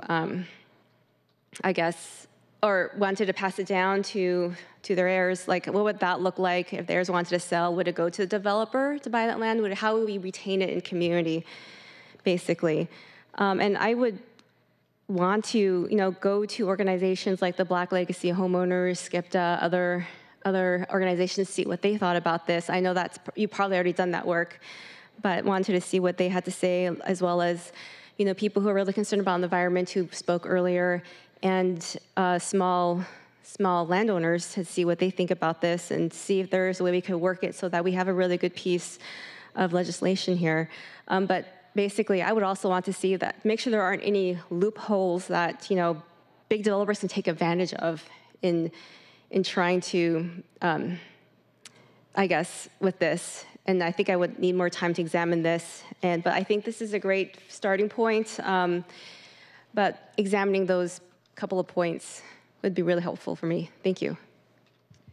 Thank you. I will say we have also been working separately on TOPA and the sort of intent to sell and notification. So that's another piece of the work that we're doing. And I'm taking extensive notes so that we can continue this conversation and really make sure that we're addressing the questions people have. Councilmember Rivera. Thank you, Councilmember Morales. I want to first acknowledge that I very much appreciate your office reaching out to us to give us a briefing on this piece of legislation. I also want to acknowledge that land use and zoning issues are very complex. And so I recognize that this particular proposal has taken about 2 years to put together, and we've had about a week with it. So I will say we're going to I echo my colleagues' questions, comments, and concerns.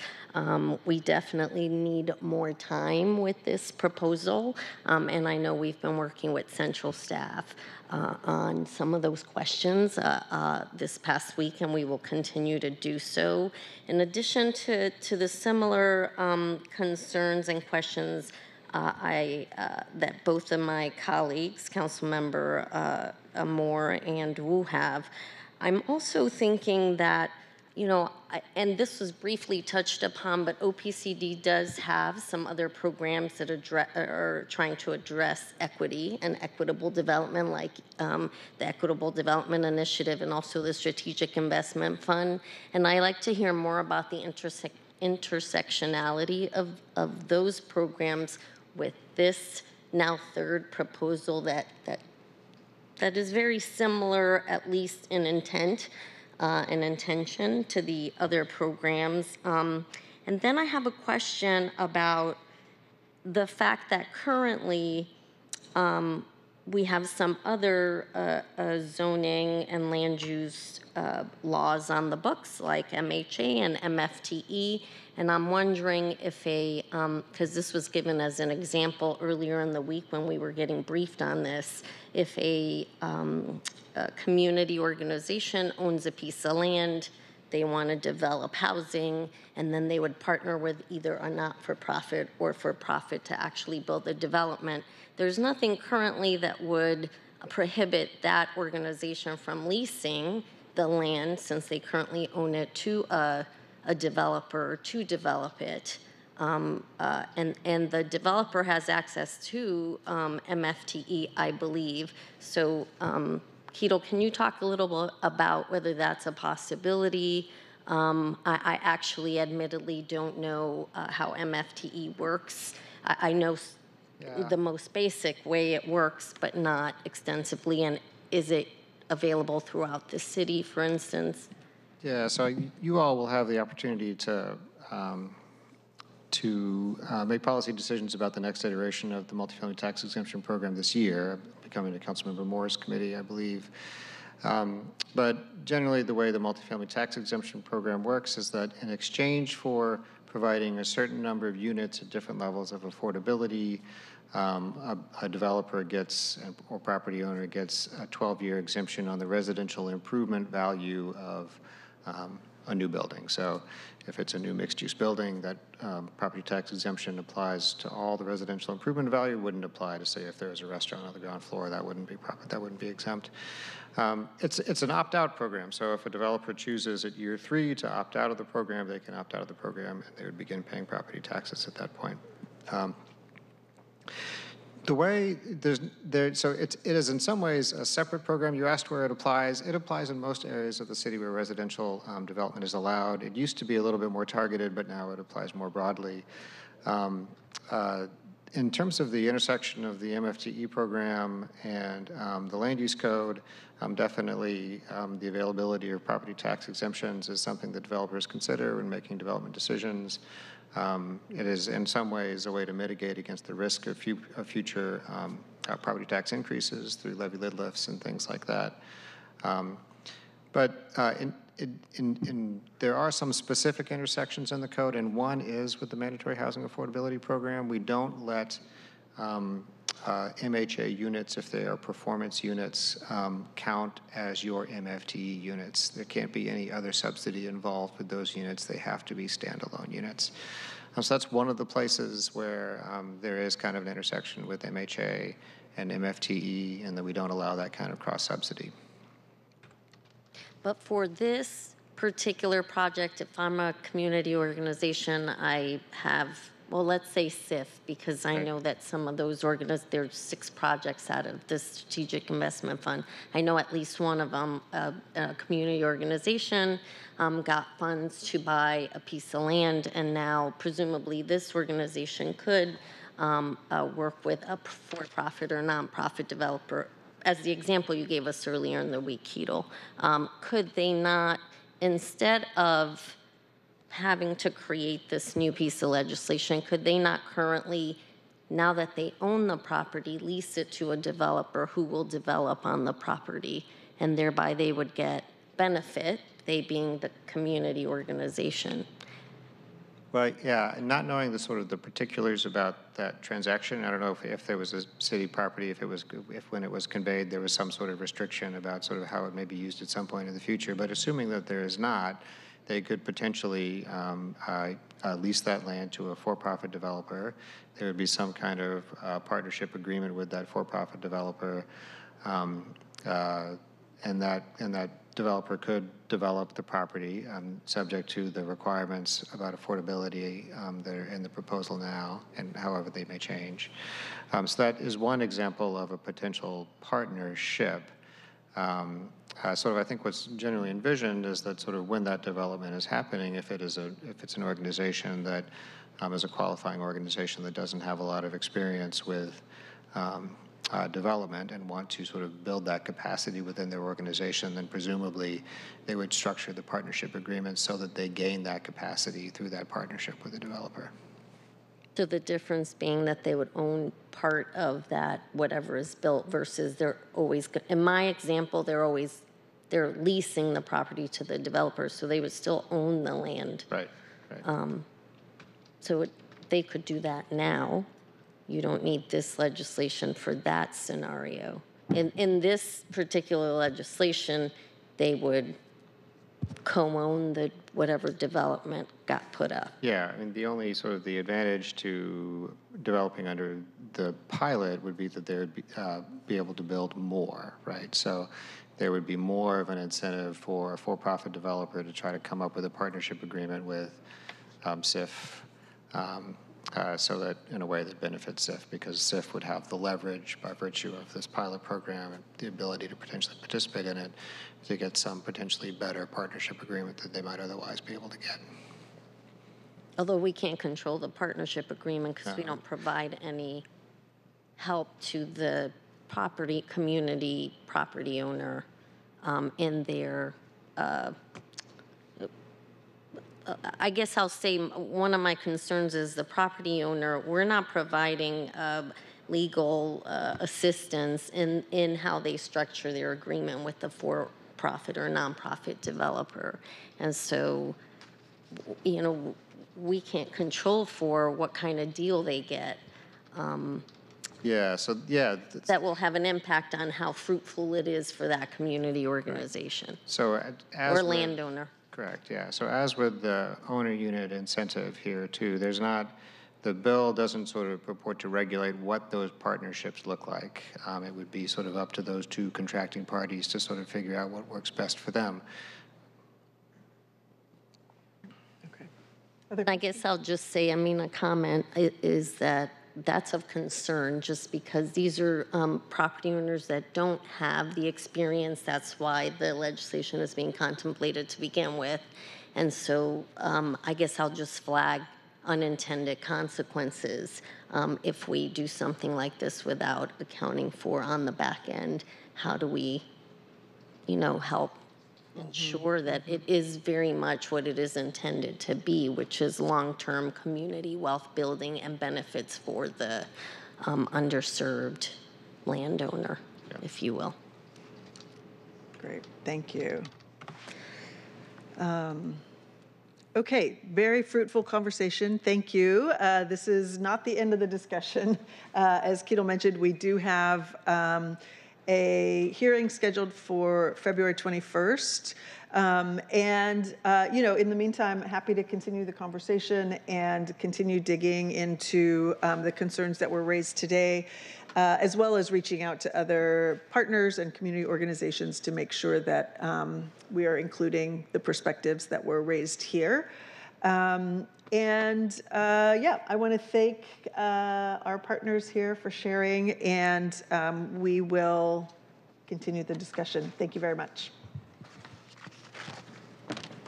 Okay, Devin, will you please read item 1 into the agenda?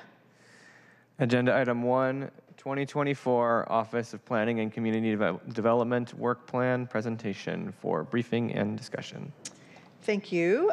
We have Director Kirundongo from the Office of Planning and Community Development. Good afternoon. Good afternoon. Thank you. So you are here to share your 2024 work plan with us, and we are looking forward to the discussion. Thank you very much. Excellent. And there's some slides. I saw my intro slide there for a second. Yes, we will bring that up, and everybody should have access to that as well. Well, and thank you for having me on the agenda. I know I had the chance to brief a few of you already, so I appreciate you hearing this for a second time, and hopefully you'll hear something new that you didn't hear the first time. And Councilmember Wu, I think we're on your calendar, or we're trying to get on your calendar to do a briefing as well. Oh. Whoops. I'm kind of crazy. There we go. Thank you, Devin. Okay, take it away. So what you see on the bottom part of this slide, and again, Rika Kirundongo, Director of Office of Planning and Community Development, our mission is to lead collaborative planning, advance equitable development, and create great places. Next slide. Can I control the slides from here? Okay. That mission we execute through 4 existing divisions. What we did at the beginning of this year was to do a little bit of a reorganization of our office to create a policy and planning group. Embedded in that group is our long-range planning division and our land use policy and strategic initiatives division, and then a community development group, which is headed up by my deputy director, Amy Nguyen. That group includes our community planning division, our equitable development initiative division, and our indigenous planning lead. We also have the Design Commission and Planning Commission. That's part of our portfolio because they operate within their own jurisdiction. They are bringing their own presentations to council separately. Next slide. So OPCD has 5 priorities this year, which frankly are the same as 5 priorities that we had last year. The one thing that dropped off this list was the industrial maritime strategy, which we passed a major body of legislation led by Jeff Wentland in my office last year. So what we're going to talk with you about today is our comprehensive plan major update work, our EDI program, our sub-area planning work, the West Seattle and Ballard Link Extension, station area planning, and our downtown activation plan, the piece of that program that we are involved in. Next slide. So our comprehensive plan, as you all know, we've been working for a couple of years now on updating our current plan. Currently, if you go online, you can draw down a copy of the Seattle 2035 plan. We are working on, as a state requirement and a requirement of the Puget Sound Regional Council, an update to the plan, which we're required to do every 10 years. It used to be every 8 years. In that plan, well, I should say a couple things. We've already done a good amount of community engagement. Part of that engagement was focused around scoping for the environmental impact statement. Part of that has just been listening sessions with individuals, stakeholders, organizations to hear from community what they all wanted to see the city do better and what they wanted to see included as content in this plan. Part of that outreach has been educating people about what the plan can do and what it cannot. We are planning to release the draft plan and DEIS in the first week of March. following that release, so in the months of March and April, our intent is to do 7 open houses, 1 in each district, and then also a online open house engagement. There's anti-displacement workshops that we're going to do with stakeholders, continued outreach to community groups and stakeholders based on this large new body of information that we're putting out into public realm. There's the online engagement hub that continues to be live and online, but that'll be a very robust engine for online engagement once the draft plan is released. And then, of course, we will have a 60-day comment period for the DEIS. I should also add that if in the first half of the year here we're doing community engagement that's specific to the release of the draft plan and the DEIS required comment period, in the second half of the year we'll do a renewed community engagement that's specific to zoning implementation. What that means is, if you think about the comp plan and the growth strategy, also Puget Sound Regional Council requirement, if you think of that as operating at a 50,000-foot level, the zoning implementation is more at a 10,000-foot level where we're talking to community about how zoning will be applied block by block. I'm sorry, Rico, when did you say the EIS comment period starts? So our plan right now, it'll start concurrent with our release of the draft plan, and our plan right now is the first week of March. Okay, thank you. Next slide. So our Equitable Development Initiative, Councilmember Maritz, or you mentioned it, I think, in your previous comments. This is a program that we've been operating for the last 7 years.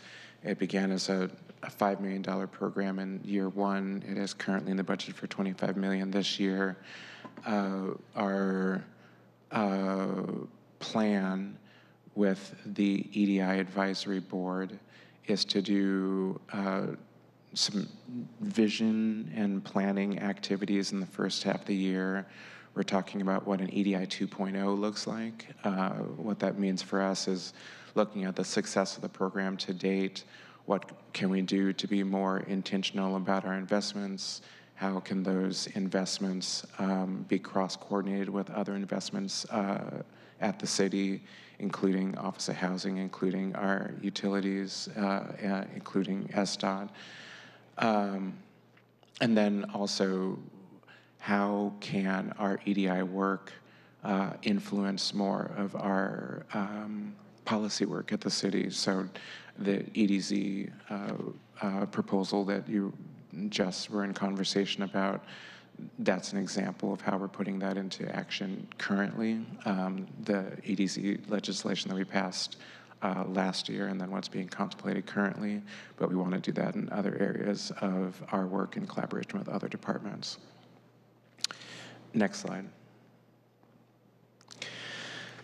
Sub-area planning. So the Puget Sound Regional Council in 2018 required that for any cities that in designated urban villages, which we will be calling urban centers in the new plan, those as higher growth areas and larger engines of our economic vitality for the city. We are now required to do a more detailed planning to show how we are delivering jobs and housing for in each of those areas. We currently have 6 urban villages across the city. We are working on 3 of those sub-areas currently, so that's the downtown sub-area plan, Northgate, and then Capitol Hill, First Hill. And then we will be working on South Lake Union, Uptown, and University District as a part of our work plan in 2025 and 2026. Next slide. As you all know, as a city and multiple departments, we're working on the largest infrastructure program this city has ever seen. You know, it's around $12 billion estimated currently. The role that OPCD has is working with SDOT and Sound Transit and the mayor's office related to our station area planning and those investments for neighborhoods and communities where light rail touches down at a station. So what is that transit-oriented development opportunity? How do we plan those areas equitably so that we can have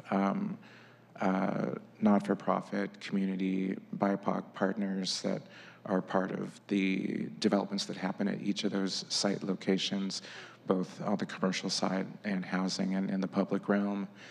In 2024, we will continue that program and that work with Sound Transit, both on the Ballard line, which is moving ahead currently, and on the West Seattle line, which we're still in kind of that DEIS phase.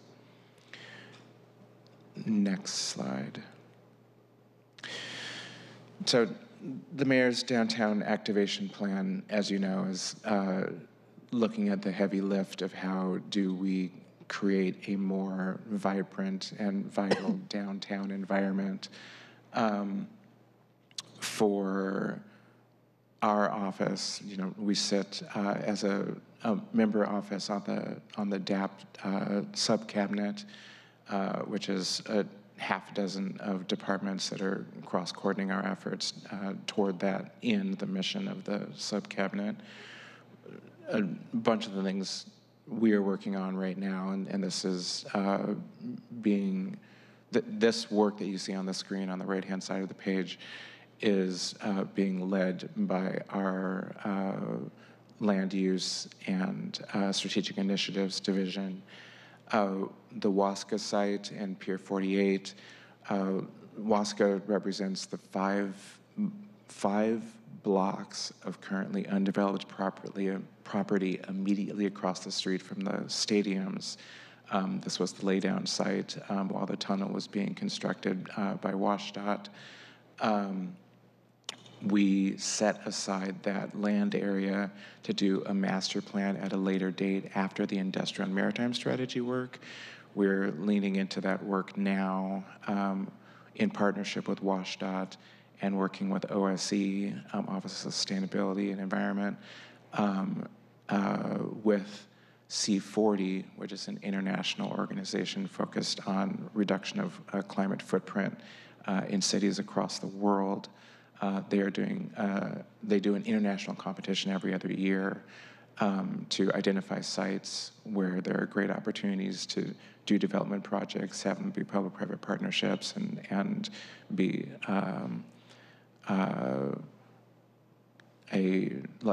shining examples of what carbon neutral looks like. We identified the Wasca site as one of those opportunities, so we're seeing that forward in partnership right now. So that project is begun as part of this C40 So project? The site is owned by WashDOT. This effort is an opportunity to work with WashDOT to develop an RFP that developers, both locally, nationally, and internationally, would respond to put forth development ideas to be a part of a public-private partnership development for that land, which WashDOT will continue to hold. Got it. Pier 48, we're also in partnership with them, talking about what the future of that pier looks like, particularly as a hinge point from the waterfront to the stadiums, and part of that consideration is also around the city's preparation for the Men's World Cup in 2026. The second bullet point down, office residential conversions.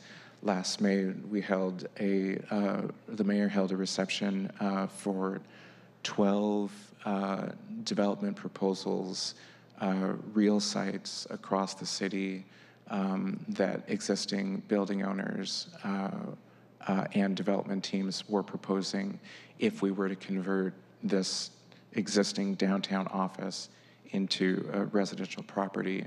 What would it take? What's the rough order of magnitude cost?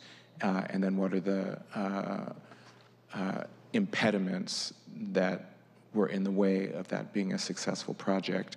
And what could the city do to help? Really great conversation, really great proposals.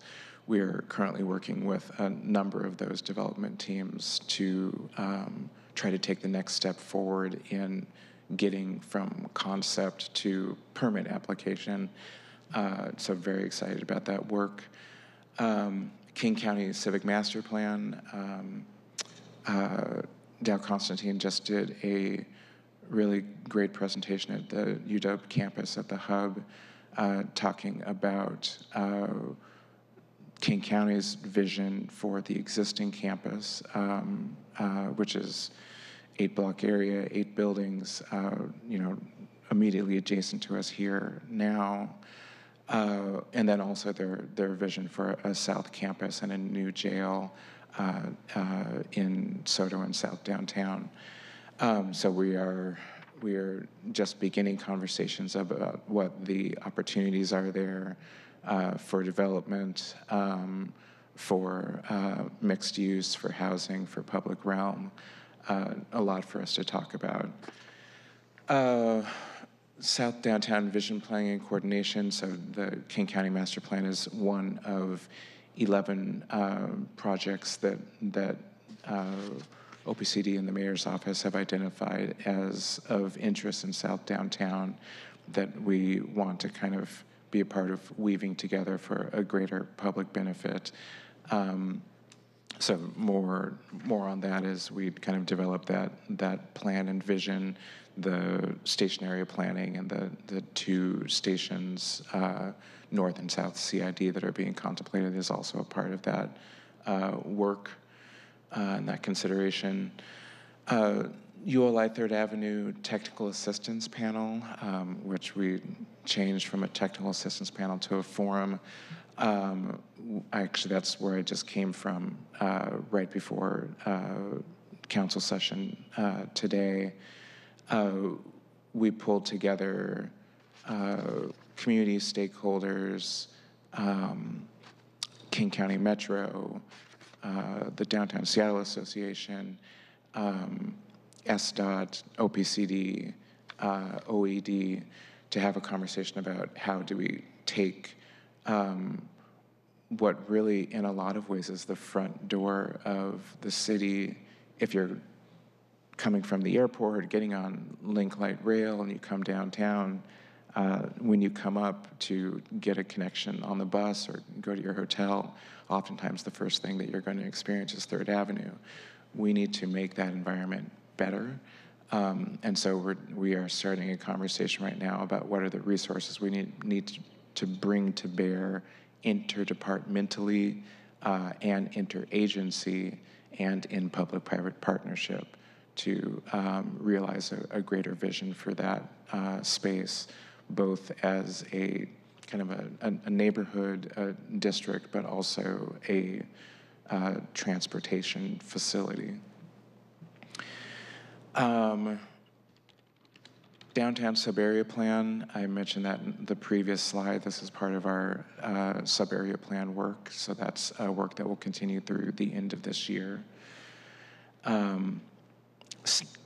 Stadium area and FIFA World Cup preparation. In the short term, as an interim use on the Wasca site, we are looking at how we can be in partnership potentially with the stadiums to activate that space prior to and during FIFA. And then Lit I-5, we completed a $1 million study on Lit I-5, which I think was 2.5 years ago now. We continue to work with the Lit I-5 group on new planning to see that vision forward for the city and kind of bring downtown and First Hill and Capitol Hill, weave them back together. We're looking at new funding opportunities and working with WashDOT on their long-range planning for the corridor. Next slide. So this is just a reminder of what our two groups are, planning and policy, as well as community development group, and then the divisions in each. Next slide. So citywide and regional planning, we will continue our regional planning coordination, the heavy lift of the comp plan major update work we're doing.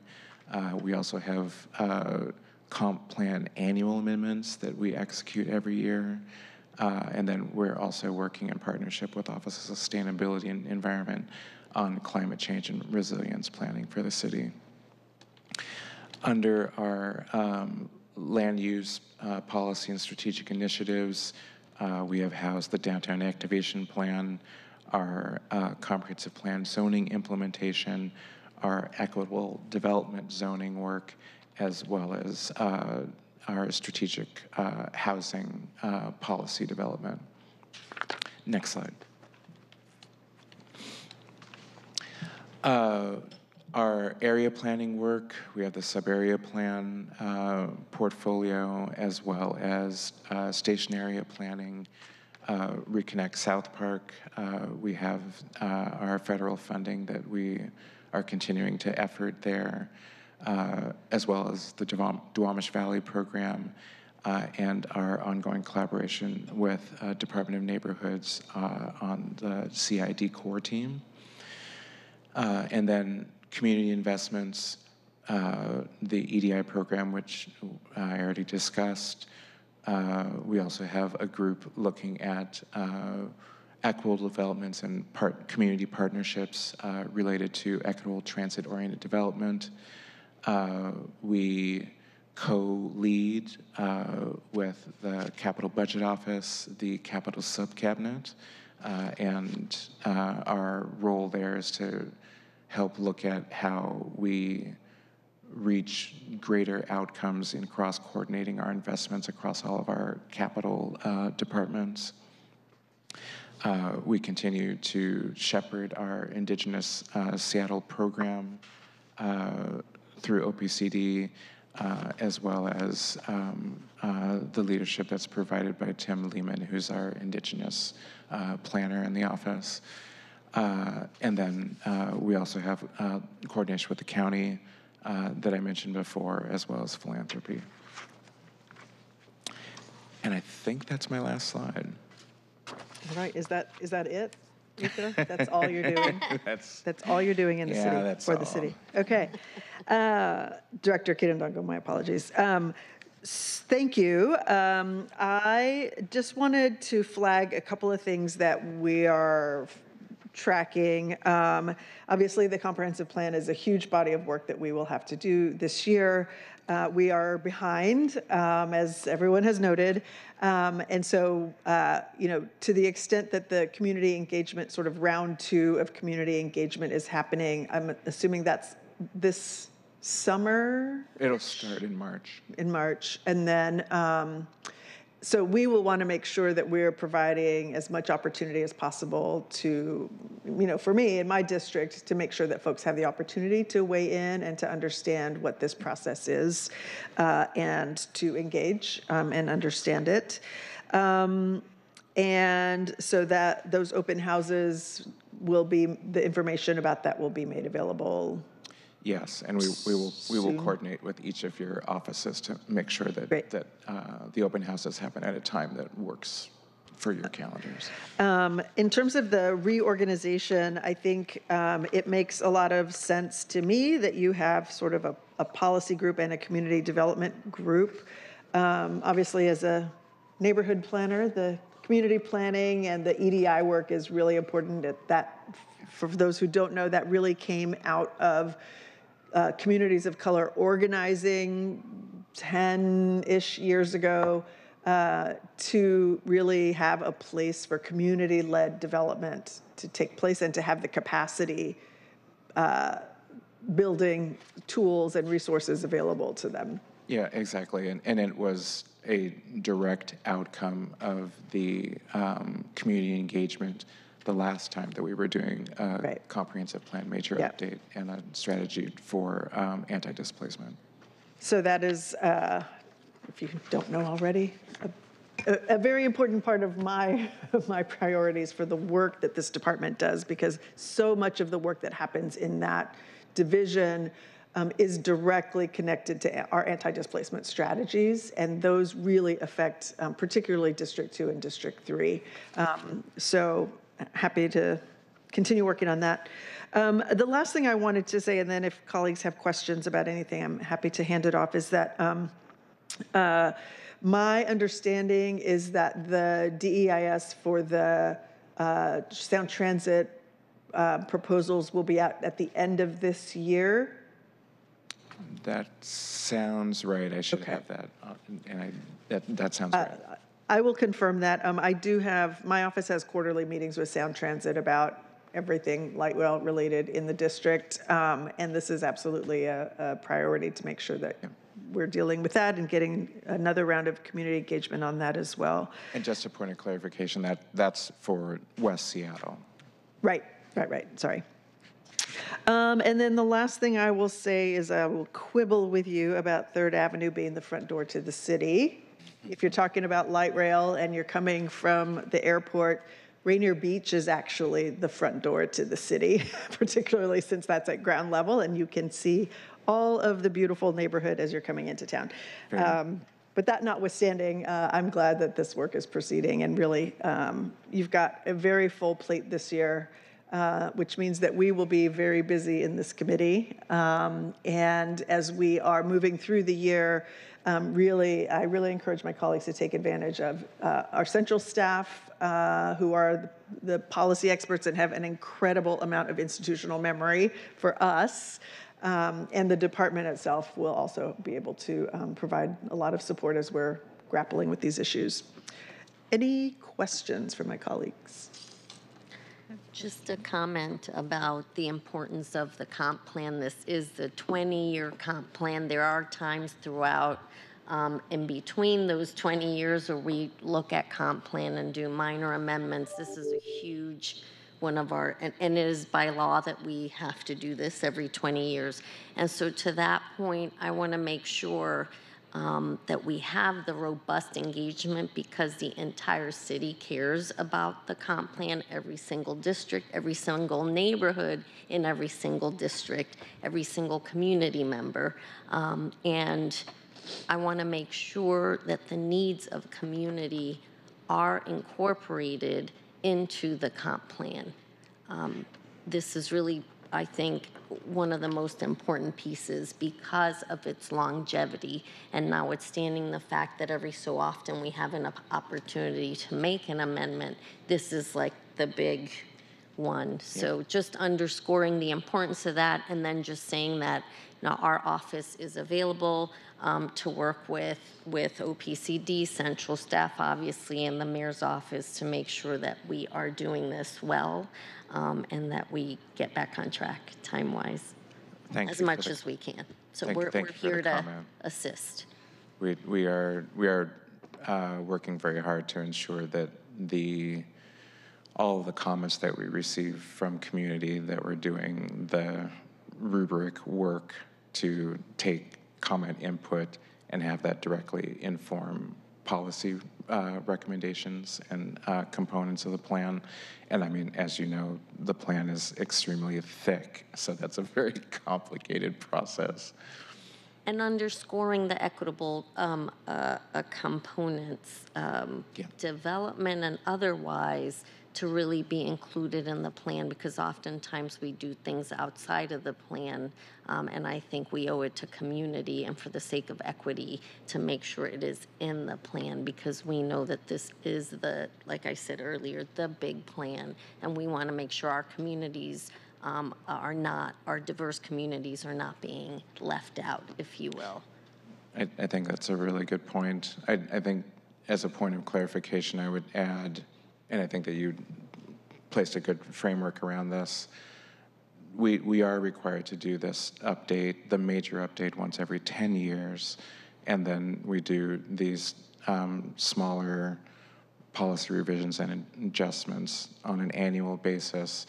I think that's important as a message to community to say, you have more than one bite at the apple, right? And if the comp plan provides a framework at a high level, the sub-area plan work that we do, and then the more specific community plan and neighborhood planning work that we do will be more implementation level and strategy work with the community.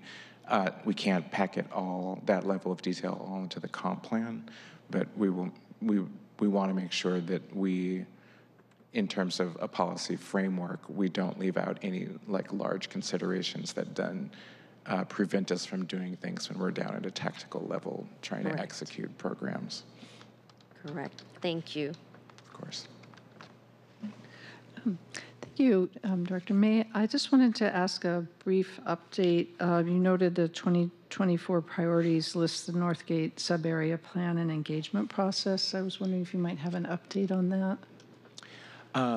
On how we are doing engagement in Northgate? Mm-hmm. Yes. Well, so I think there's probably two different answers to your question. One, we are planning specific engagement around the comp plan, which I don't have a date for it yet. It will be presumably sometime in late March. I know that our staff will be working with your staff to make sure that we line up a date that works for your calendar.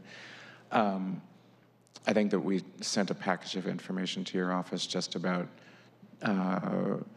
a bunch of other work that we have done planning related in Northgate. And then, there's also been a specific conversation around an Indigenous neighborhood as an opportunity in Northgate. And so that's work that Tim Lehman in our office has been engaged along with the planning work that we've done around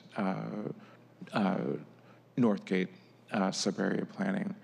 So I'm not sure if that gets to the answer to your question, but there's a bunch of stuff that we're working on in your district.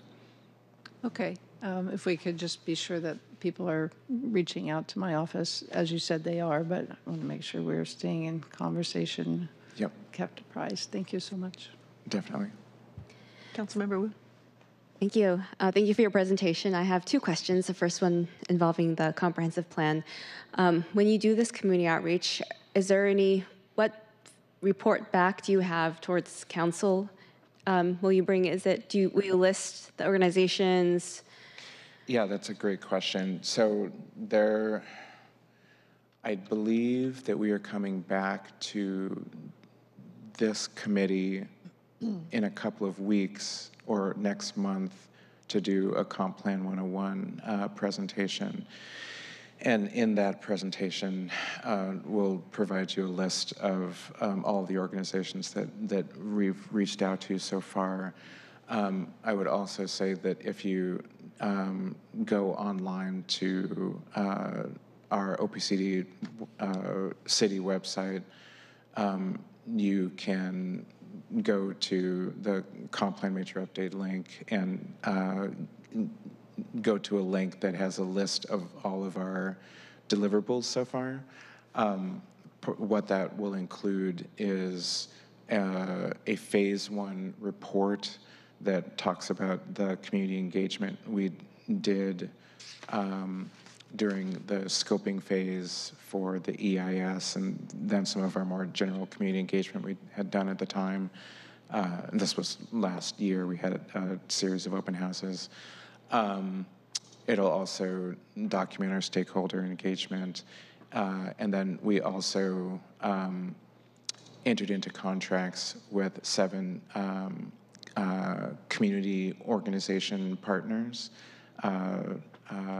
and 10 community liaisons that are part of the DON program to help us do embedded community engagement in community that would inform different outcomes than city-led engagement.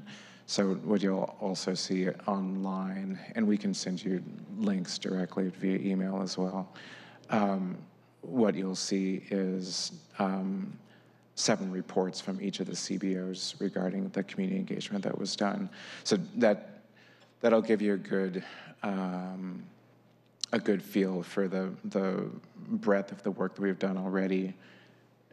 We can also send you a link to the online engagement hub where we've been collecting, I think we have, and I'm going to get the number wrong, we have over 3,000, I think it's higher than that, but we have thousands of comments from community already regarding the work that we've done on the plan so far. That's just another good resource that's constant in real time being updated. And that's going to continue going forward for this update? Yep, Thank you. exactly. Well, and I should say that we'll also be bringing to the committee and then also to full council a more detailed breakdown of what the community engagement will look like for the first half and second half of this year. Great, thank you. And my second question has to do with Sound Transit. I know there's a lot of connections with other committees, but specifically for this committee, what's the purview regarding Sound Transit? Can you, when you say the purview, what do you mean? Like what responsibilities does this committee have over Sound Transit? Oh, Is it just we don't have any authority over Sound Transit, but we have 2, I don't know who our board appointees are. I believe Councilmember Strauss and I'm assuming the mayor sit on the board. Yes. So we have the connection through OPCD and the engagement that happens around those conversations, but this committee doesn't oversee any of that work, any of Sound Transit's work. But you are free to call them yourself and have conversations and have get your questions answered. I mean, I would say that at least as it relates to OPCD work, that being engaged in kind of a public realm and then what happens on the other side of the line on private properties, particularly related to transit-oriented development, embedded in SDOT's team, which is directly engaged in the conversation with Sound Transit. I think there will be times, whether we're talking about South Downtown or neighborhood planning, where we will be getting very directly involved in what are the investments, enhancements, vision that the city should be bringing to a community development conversation related to station areas. We make recommendations alongside SDOT to the mayor's office that then Mayor Harrell and Councilmember Strauss will bring to the Sound Transit Board in their representation, since we have those 2 seats. Thank you. Questions, Councilmember? Any other questions? Just a comment to, in terms of community engagement, wanting to make sure that we are helping get the word out, extensively across our districts as you look at March and the continued community engagement, so that anyone that wants to give input can. We're here to provide support in getting that word out.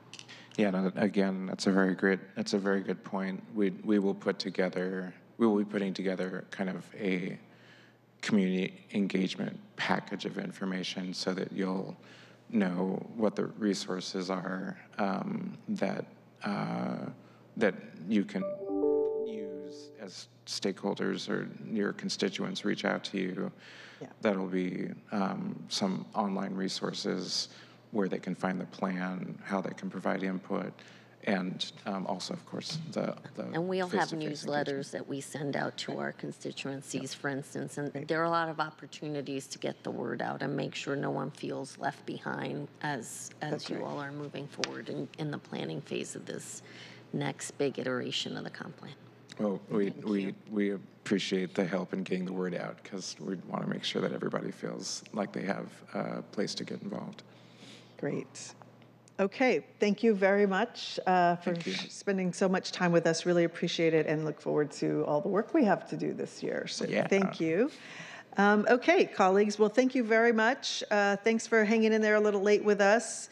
We have no further business on the agenda. The next meeting, Land Use Committee meeting, is Wednesday, February 21st at 2 p.m. This concludes our February 7th meeting, and we are adjourned at 4:21. Thank you.